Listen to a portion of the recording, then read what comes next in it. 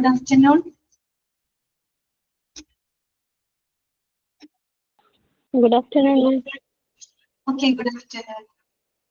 ഊണൊക്കെ കഴിച്ച എല്ലാവരും?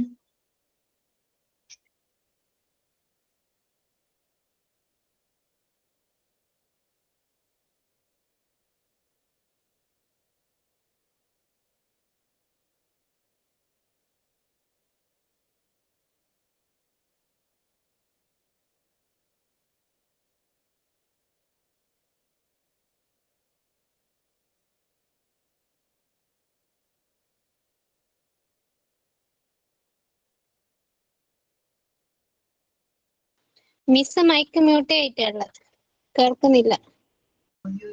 ശരി. അതെ, നമുക്ക് ക്ലാസ് തുടങ്ങാം. ഞാൻ ഓൾ മ്യൂട്ട് ചെയ്യാണ്. ഓക്കെ.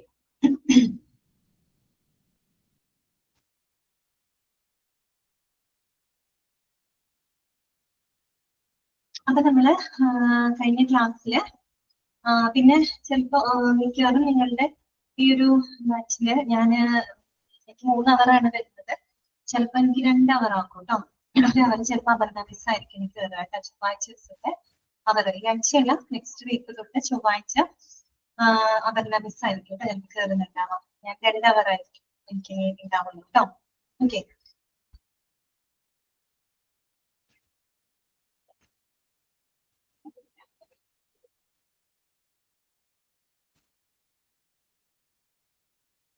അപ്പൊ നമ്മള് ക്വാളിറ്റി മാനേജ്മെന്റിൽ കഴിഞ്ഞ ദിവസം നമ്മള് 32 ഫോർമുലകൾ നമ്മൾ പഠിച്ചു കഴിഞ്ഞു. ഓക്കെ, 32 ഫോർമുലകൾ കഴിഞ്ഞു.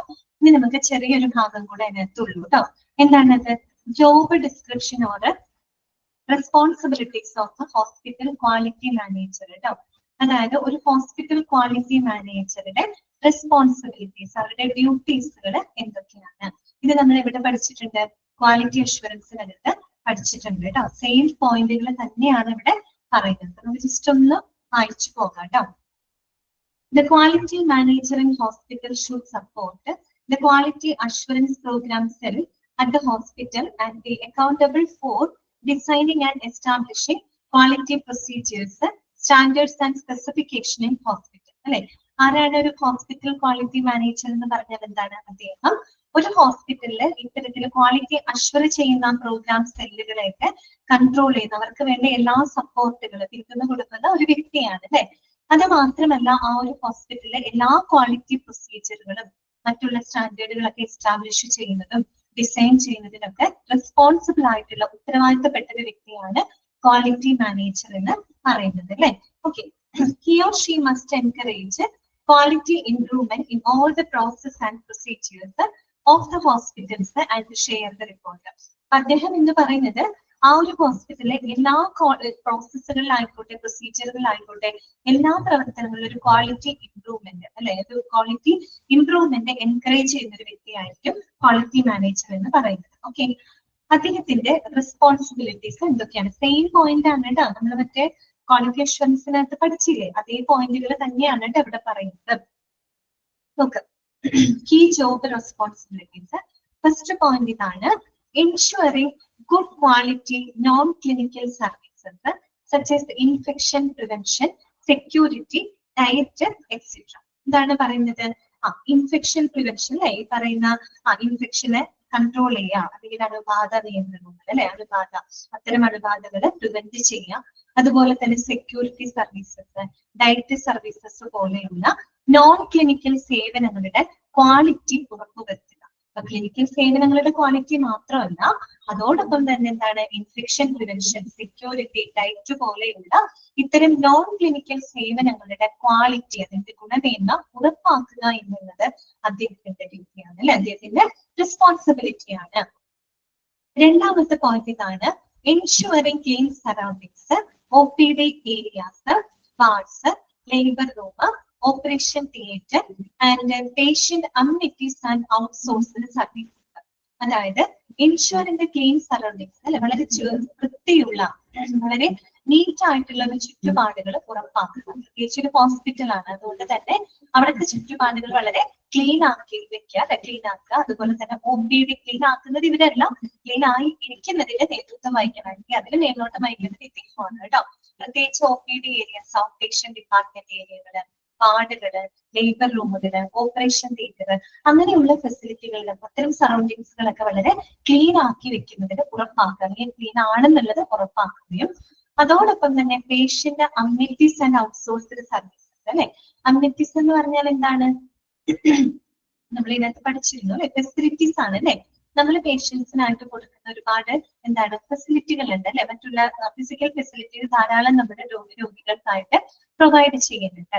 അത്തരം അങ്ങനെ കൊടുക്കുന്ന സൗകര്യങ്ങളിലും അതുപോലെ തന്നെ ഔട്ട്സോഴ്സ് ചെയ്യപ്പെടുന്ന സർവീസുകൾ, ചില സേവനങ്ങൾ നമുക്ക് ഹോസ്പിറ്റലിൽ കൊടുക്കാൻ പറ്റില്ല, അപ്പൊ ചിലത് നമ്മൾ എന്ത് ചെയ്യും, പുറത്തോട്ടേക്ക് എഴുതി കൊടുക്കും അല്ലെ.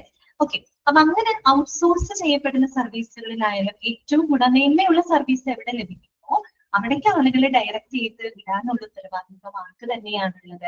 ഈ പറയുന്ന ക്വാളിറ്റി മാനേജർക്കാണ് കേട്ടോ. മനസ്സിലായോ പറഞ്ഞത്? അപ്പൊ ensuring clean surroundings, OPD areas, wards and labour room, operation theatre and patient amenities and outsourced services. Okay, അടുത്തത് കേട്ടോ, മൂന്നാമത്തെ പോയിന്റ് ഇതാണ്. Periodical evaluation of hospitals on quality check list and reach at a score for the facility കേട്ടോ. അതായത് നമ്മുടെ quality check ലിസ്റ്റിനെ base ചെയ്തുകൊണ്ട് തന്നെ നമ്മൾ ഹോസ്പിറ്റലിൽ പതിവായിട്ട് ഇൻസ്പെക്ഷൻ നടത്താൻ, ഇവാലുവേറ്റ് ചെയ്യുക, കൃത്യമായിട്ടുള്ള ഹോസ്പിറ്റലിന്റെ എല്ലാ മേഖലകളിലും ആ ഒരു ക്വാളിറ്റി പാലിക്കുന്നുണ്ടോ, അതൊരു ക്വാളിറ്റി ചെക്ക് ലിസ്റ്റിനെ ബേസ് ചെയ്തുകൊണ്ട് തന്നെ നമ്മുടെ ഹോസ്പിറ്റലിന്റെ എല്ലാ വശങ്ങളും എല്ലാ മേഖലകളും എന്ത് ചെയ്യുക, ഇവാലുവേറ്റ് ചെയ്യുക കേട്ടോ, വിലയിരുത്തിയിട്ട് reach at a score for the facility, നല്ലൊരു സ്കോറിലോട്ട് എത്താം. നമ്മള് JCAയും NABH ഒക്കെ പറഞ്ഞപ്പോ, JCA പറഞ്ഞപ്പോ സ്കോറിങ്ങിനെ പറ്റിയൊക്കെ നമ്മൾ പറഞ്ഞു അല്ലെ, ഒരു സ്റ്റാൻഡേർഡുകൾക്ക് സ്കോറിങ് കൊടുക്കുന്നതിനെ പറ്റിയൊക്കെ നമ്മൾ പറഞ്ഞു അല്ലെ. അപ്പൊ എല്ലാ ക്വാളിറ്റികളും ഉറപ്പാക്കിക്കൊണ്ട് ഇവാലുവേറ്റ് ചെയ്തുകൊണ്ട് നല്ലൊരു സ്കോറിലേക്ക് എത്തിച്ചേരാനായിട്ട് ശ്രമിക്കുക അല്ലെ. അതിന് വേണ്ടിയിട്ടുള്ള കാര്യങ്ങൾ മുന്നോട്ട് കൊണ്ടുവരിക, അതാണ് അവിടെ ഉദ്ദേശിക്കുന്നത് കേട്ടോ. Periodical evaluation of hospitals on quality check list and reach at a score for the facility കേട്ടോ. നല്ലൊരു ഫെസിലിറ്റി സ്കോറിലോട്ട് എത്തിപ്പെടുന്ന രീതിയിൽ എന്ത് ചെയ്യാം, കാര്യങ്ങൾ ചെയ്യുക കേട്ടോ. അപ്പൊ അതിനു വേണ്ട നേതൃത്വം വഹിക്കേണ്ടത് ഈ പറയുന്ന ക്വാളിറ്റി മാനേജറാണ്. നാലാമത്തെ പോയിന്റ് ഇതാണ്, ഐഡന്റിഫിക്കേഷൻ ഓഫ് ഗ്യാപ്സ്. ബ്രാക്കറ്റിൽ പറയുന്നുണ്ട് gap analysis, develop the action plan under the supervision of incharge of the hospital and monitor the compliance. ഇതിലാണ് പറയുന്നത് ഐഡന്റിഫിക്കേഷൻ ഓഫ് ഗ്യാപ്സ് അഥവാ ഗ്യാപ്പ് അനാലിസിസ്. ഇവിടെ ഗ്യാപ്പ് അനാലിസിസ് എന്നതുകൊണ്ട് ഉദ്ദേശിക്കുന്നത് നമുക്കറിയാം ഇംപ്രൂവ് ചെയ്യപ്പെടേണ്ട മേഖലകളാണ് നമ്മൾ പറയുന്നത് അല്ലെ. അതായത് നമുക്ക് ഓരോ മേഖലകളെല്ലാം ഒരേപോലെ ഇംപ്രൂവ്ഡ് ആവണമെന്നില്ല അല്ലെ. ഇപ്പൊ നമ്മൾ എത്തിപ്പെടേണ്ട ഒരു പൊട്ടൻഷ്യൽ ക്വാളിറ്റി എത്തിപ്പെടേണ്ടതും നിലവിലുള്ള ക്വാളിറ്റി തമ്മിലുള്ള ആ ഒരു ഡിഫറൻസ് ഉണ്ടല്ലോ, അതിനെയാണ് നമ്മളിവിടെ ഗ്യാപ്പ് അനാലിസിസ് എന്ന് പറയുന്നത്. വെച്ചാൽ നമ്മൾ എത്തിപ്പെടേണ്ട ഒരു പൊട്ടൻഷ്യൽ പെർഫോമൻസിലേക്ക്, ഞാൻ പൊട്ടൻഷ്യൽ ക്വാളിറ്റിയിലോട്ട് എത്തിപ്പെടണം, അതും ആ ഒരു ലെവലും നിലവിലുള്ള പെർഫോമൻസ് ലെവലുകളും തമ്മിലുള്ള ആ ഒരു വ്യത്യാസം ഉണ്ടല്ലോ, അതാണ് അവിടെ ഗ്യാപ്പ് എന്ന് ഉദ്ദേശിക്കുന്നത്. ഇംപ്രൂവ് ചെയ്യപ്പെടേണ്ട മേഖലകൾ ഏതൊക്കെയാണെന്ന് കൃത്യമായിട്ട് ഐഡന്റിഫൈ ചെയ്യാം. ഓക്കെ, മെച്ചപ്പെടുത്തേണ്ട മേഖലകൾ ഏതൊക്കെയാണെന്ന് കൃത്യമായിട്ട് ഐഡന്റിഫൈ ചെയ്യുകയും അതിനനുസരിച്ചുകൊണ്ട് ആ ഒരു ഹോസ്പിറ്റൽ ഇൻചാർജിന്റെ സൂപ്പർവിഷനില് മെച്ചപ്പെടുന്നതിന് വേണ്ടിയിട്ടുള്ള പ്ലാനുകൾ കൃത്യമായിട്ട് തയ്യാറാക്കുക അല്ലെ. ആക്ഷൻ പ്ലാനുകൾ ഡെവലപ്പ് ചെയ്യുക. അത് പ്ലാൻ ഡെവലപ്പ് ചെയ്താൽ മാത്രം പോരാ, അത് എന്ത് ചെയ്യണം, നല്ല രീതിയിൽ ഇംപ്ലിമെന്റ് ചെയ്ത് മോണിറ്റർ ദ കംപ്ലൈൻസ്, അത് കൃത്യമായിട്ട് പാലിക്കപ്പെടുന്നുണ്ടോ എന്നുള്ളത് കൂടെ എന്ത് ചെയ്യണം, നിരീക്ഷിക്കും. മനസ്സിലായല്ലോ? ഇംപ്രൂവ് ചെയ്യപ്പെടേണ്ട ക്വാളിറ്റി ഇംപ്രൂവ് ചെയ്യുന്ന മേഖലകൾ ഏതൊക്കെയാണെന്ന് അറിയണം. അത് കൃത്യമായിട്ട് ഐഡന്റിഫൈ ചെയ്തിട്ട് ഇംപ്രൂവ് ചെയ്യാനുള്ള പ്ലാനുകളൊക്കെ നല്ല രീതിയിൽ ഡെവലപ്പ് ചെയ്യുക, നടപ്പിലാക്കുക.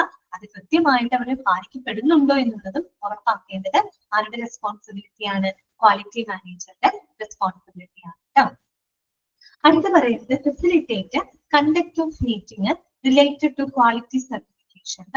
ക്വാളിറ്റി സർട്ടിഫിക്കേഷനുമായിട്ട് ബന്ധപ്പെട്ട മീറ്റിങ്ങുകൾ കണ്ടക്ട് ചെയ്യുന്നതിന് സൗകര്യമൊരുക്കി കൊടുക്കുക. അതൊരു ക്വാളിറ്റി മാനേജർ ചെയ്യേണ്ട കാര്യമാണ് കേട്ടോ.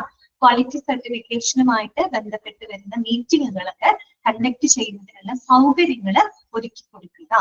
പിന്നെന്താണ്? Ensuring that the hospital meats all regulatory compliances like BMW, that means biomedical waste management, blood bank or storage license, AERB regulations, that means radiation license, etc. അതായത് ഈ പറയുന്ന ഹോസ്പിറ്റലിൽ എല്ലാവിധ റെഗുലേറ്ററി നിയന്ത്രണങ്ങളും അല്ലെ, എല്ലാവിധ റെഗുലേറ്ററി എല്ലാവിധ നിയന്ത്രണങ്ങളും കൃത്യമായിട്ട് പാലിക്കുന്നുണ്ടോ എന്ന് ഉറപ്പാക്കുക അല്ലെ. പ്രത്യേകിച്ച് നമുക്കറിയാം ബയോമെഡിക്കൽ വേസ്റ്റ് മാനേജ്മെന്റുമായിട്ട് ബന്ധപ്പെട്ട കൃത്യമായിട്ടുള്ള റൂൾസ് ആൻഡ് റെഗുലേഷൻസ് ഉണ്ട്. അതുപോലെ ബ്ലഡ് ബാങ്ക് സ്റ്റോറേജ് ലൈസൻസ് അല്ലെ, അതുമായിട്ട് ബന്ധപ്പെട്ട നിയന്ത്രണങ്ങളുണ്ട്. അതുപോലെ AERB നമ്മൾ അവിടെ പറഞ്ഞിരുന്നു കേട്ടോ. എന്താണ്? അറ്റോമിക് എനർജി റെഗുലേറ്ററി ബോർഡ് എന്നാണ് കേട്ടോ അവർ പറഞ്ഞിരുന്നു. അറ്റോമിക് എനർജി റെഗുലേറ്ററി ബോർഡ് കേട്ടോ. അതായത് റേഡിയേഷൻ ലൈസൻസ് ഒക്കെ ലഭിക്കുന്നത്, നമ്മൾ റേഡിയേഷൻ ടെക്നിക് ഒക്കെ ഉപയോഗിക്കുന്നുണ്ടല്ലോ ഹോസ്പിറ്റലിൽ. അപ്പൊ അത്തരത്തിലുള്ള റേഡിയേഷൻ ലൈസൻസ്, അങ്ങനെയുള്ള എല്ലാവിധ റെഗുലേറ്ററി റിക്വയർമെന്റ്സുകളും കൃത്യമായിട്ട് ഹോസ്പിറ്റലുകൾ പാലിക്കപ്പെടുന്നുണ്ടോ എന്ന് ഉറപ്പാക്കേണ്ടതും ഹോസ്പിറ്റൽ ക്വാളിറ്റി മാനേജറുടെ റെസ്പോൺസിബിലിറ്റിയാണ് കേട്ടോ. അടുത്തത്, keep A record of non functional devices and the timeline for its repair along with the AMC for all equipments. എന്താണ് പറയുന്നത്? Keep the record of non functional devices അല്ലെ, അതായത് പ്രവർത്തനക്ഷമമല്ലാത്തത്, നമുക്ക് നിലവിൽ എന്താണ് പ്രവർത്തനക്ഷമം നമുക്ക് ഉപയോഗിക്കാൻ സാധിക്കാത്ത നോൺ ഫങ്ഷണൽ ആയിട്ടുള്ള ഡിവൈസസുകളുടെ കൃത്യമായിട്ടുള്ള റെക്കോർഡുകളൊക്കെ കീപ്പ് ചെയ്യുക. അതോടൊപ്പം തന്നെ എന്താണ്, എല്ലാ എക്യുപ്മെന്റ്സിന്റെയും AMC എന്ന് പറഞ്ഞാൽ എന്താണ്? ആനുവൽ മെയിന്റനൻസ് കോൺട്രാക്ട് എന്നാണ് കേട്ടോ. ആനുവൽ മെയിന്റനൻസ് കോൺട്രാക്ട്, അതായത് അവിടെ പ്രവർത്തിക്കുന്ന, അവിടെ ഉപയോഗിക്കുന്ന എല്ലാ എക്യുപ്മെന്റ്സിന്റെയും ആനുവൽ മെയിന്റനൻസ് കോൺട്രാക്ടുകൾ ഉൾപ്പെടെ അത് റിപ്പയർ ചെയ്യേണ്ട ആ ഒരു ടൈം ലൈൻ, എപ്പോഴാണ് അത് റിപ്പയർ ചെയ്തെടുക്കേണ്ട ആ ഒരു ടൈം ഉൾപ്പെടെ നോൺ ഫങ്ഷണൽ ആയിട്ടുള്ള എല്ലാ ഡിവൈസസിന്റെ റെക്കോർഡുകൾ കൃത്യമായിട്ട് സൂക്ഷിക്കുക കേട്ടോ. അതൊക്കെ ക്വാളിറ്റി മാനേജറിന്റെ റെസ്പോൺസിബിലിറ്റി ആണ്. പിന്നെ പറയുന്നത് എന്താണ്? Planning and workout modalities towards the implement, preventive maintenance of equipments and vehicles and modernisation of hospital കേട്ടോ. ശരിക്കും പറഞ്ഞു കഴിഞ്ഞാൽ നമ്മുടെ ഒരു ഹോസ്പിറ്റലിന്റെ ഉന്നമനത്തിന് വേണ്ടിയിട്ട് അല്ലെ, അപ്ലിഫ്റ്റ്മെന്റ് അല്ലെ, ഉന്നമനത്തിന് വേണ്ടിയിട്ടും അതുപോലെ അവിടെ ഉപയോഗിക്കുന്ന എക്യുപ്മെന്റ്സുകള്, വാഹന സൗകര്യങ്ങള്, അതിന്റെ പ്രിവെന്റീവ് മെയിന്റനൻസുകളൊക്കെ നടത്തിക്കൊണ്ടും മൊത്തത്തിൽ ഹോസ്പിറ്റലിൽ നിന്ന് മോഡേണൈസ് കുറച്ചും കൂടെ ഒരു മോഡേൺ ആക്കിക്കൊണ്ട് നമ്മള് ഹോസ്പിറ്റലിൽ മൊത്തത്തിൽ എന്ത് ചെയ്യാം, അപ്ലിഫ്റ്റ്മെന്റ് നടത്തുക അല്ലെ, ഉന്നമനത്തിലോട്ട് എത്തിക്കുന്നതിന് വേണ്ടിയിട്ടുള്ള കൃത്യമായിട്ടുള്ള പ്ലാനുകൾ ആവിഷ്കരിക്കുക. പ്ലാനുകൾ മാത്രം ആവിഷ്കരിച്ചാൽ മാത്രം പോരാ, അതിന് വേണ്ട മെത്തേഡുകളൊക്കെ നല്ല രീതിയിൽ വർക്ക്ഔട്ട് ചെയ്യുക കേട്ടോ. ജസ്റ്റ് ഒന്ന് അറിഞ്ഞിരുന്നാൽ മതി. കൂടുതൽ അതിനെ പറ്റി ഒന്നും പറയാനില്ല. എന്നുവെച്ചാൽ ഒരു ക്വാളിറ്റി എന്ന് പറയുന്നതിനകത്ത് എല്ലാം പെടുന്നുണ്ടല്ലോ. അവിടുത്തെ എക്യുപ്മെന്റ്സ് ആയിക്കോട്ടെ, മറ്റേ വെഹിക്കിൾസ് ആയിക്കോട്ടെ, എല്ലാത്തിലും ക്വാളിറ്റി ഉണ്ടായിരിക്കണം. അപ്പൊ ആ ഒരു ക്വാളിറ്റി മാനേജ് ചെയ്തുകൊണ്ട് ആ ഒരു ഹോസ്പിറ്റലിന്റെ ഉന്നമനത്തിന് വേണ്ടിയിട്ടുള്ള പ്ലാനുകൾ കൃത്യമായിട്ട് ആവിഷ്കരിച്ച് അത് നല്ല രീതിയിൽ ഇംപ്ലിമെന്റ് ചെയ്യുക കേട്ടോ. അതാണ് ഉദ്ദേശിക്കുന്നത്. പിന്നെന്താണ്? ടു ഇൻസ്റ്റിറ്റ്യൂട്ട് അല്ല കേട്ടോ, ടു ഇൻസ്റ്റാൾ ആക്കണം കേട്ടോ. ഇൻസ്റ്റിറ്റ്യൂട്ട് അല്ല, ഇൻസ്റ്റാൾ ആണ് കേട്ടോ. To install an effective grievance redressal system both for employees and patients കേട്ടോ. ഈ പറയുന്ന എംപ്ലോയീസിന്, അതായത് അവരുടെ ജീവനക്കാർക്കും അതുപോലെ തന്നെ രോഗികൾക്കും ആവശ്യമായിട്ടുള്ള പരാതി പരിഹാര സംവിധാനങ്ങൾ എല്ലാം തന്നെ ഇൻസ്റ്റാൾ ചെയ്യുക കേട്ടോ. അതാണ് പറയുന്നത്, എംപ്ലോയീസിനും ഈ പറയുന്ന പേഷ്യൻസിനും അവർക്ക് ആവശ്യമായിട്ട് വരുന്ന സന്ദർഭങ്ങളിൽ അവരുടെ ഈ പറയുന്ന പരാതി പരിഹാര സംവിധാനങ്ങളൊക്കെ കൃത്യമായിട്ട് ഇൻസ്റ്റാൾ ചെയ്യേണ്ടതും അവരുടെ ഉത്തരവാദിത്വമാണ്, നമ്മുടെ ക്വാളിറ്റി മാനേജറുടെ റെസ്പോൺസിബിലിറ്റി ആണ് കേട്ടോ. 10ാമത്തെ പോയിന്റ് ഇതാണ്, strengthen of hospital MIS KPI and report action statement. MIS എന്താണ്? ഹോസ്പിറ്റൽ MIS എന്ന് പറഞ്ഞാൽ ഹോസ്പിറ്റൽ മാനേജ്മെന്റ് ഇൻഫർമേഷൻ സിസ്റ്റം. ഇതൊക്കെ നമ്മൾ പഠിച്ചതാണ് കേട്ടോ. നമ്മൾ ക്വാളിറ്റി അഷ്വറൻസിൽ ഈ സെയിം കാര്യങ്ങൾ നമ്മൾ അവിടെ പഠിച്ചതാണ്. അതുകൊണ്ടാണ് ഞാൻ ഇത്ര സ്പീഡിൽ പറയുന്നത് കേട്ടോ. അപ്പൊ ഹോസ്പിറ്റൽ മാനേജ്മെന്റ് ഇൻഫർമേഷൻ സിസ്റ്റം അല്ലെ, അതുപോലെ തന്നെ KPI നമുക്കറിയാം അല്ലെ, കീ പെർഫോമൻസ് ഇൻഡിക്കേറ്റർ.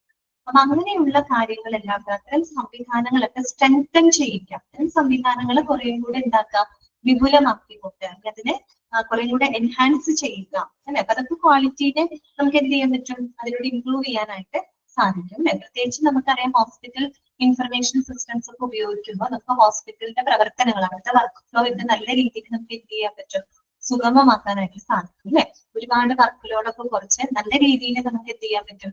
കാര്യം എല്ലാം ഇന്നത്തെ സിസ്റ്റം ബേസ്ഡ് ആയിട്ടാണ് ചെയ്യുന്നത്. അപ്പൊ ഹോസ്പിറ്റലിന്റെ എല്ലാ പ്രവർത്തനങ്ങളും ഇത്തരം സോഫ്റ്റ്വെയർ, ഡിജിറ്റൽ സംവിധാനങ്ങളൊക്കെ ഉപയോഗിച്ച് ചെയ്യുമ്പോൾ എന്ത് ചെയ്യാൻ പറ്റും, നമുക്ക് ഒരുപാട് സമയം അവിടെ സേവ് ചെയ്യാനായിട്ട് പറ്റും.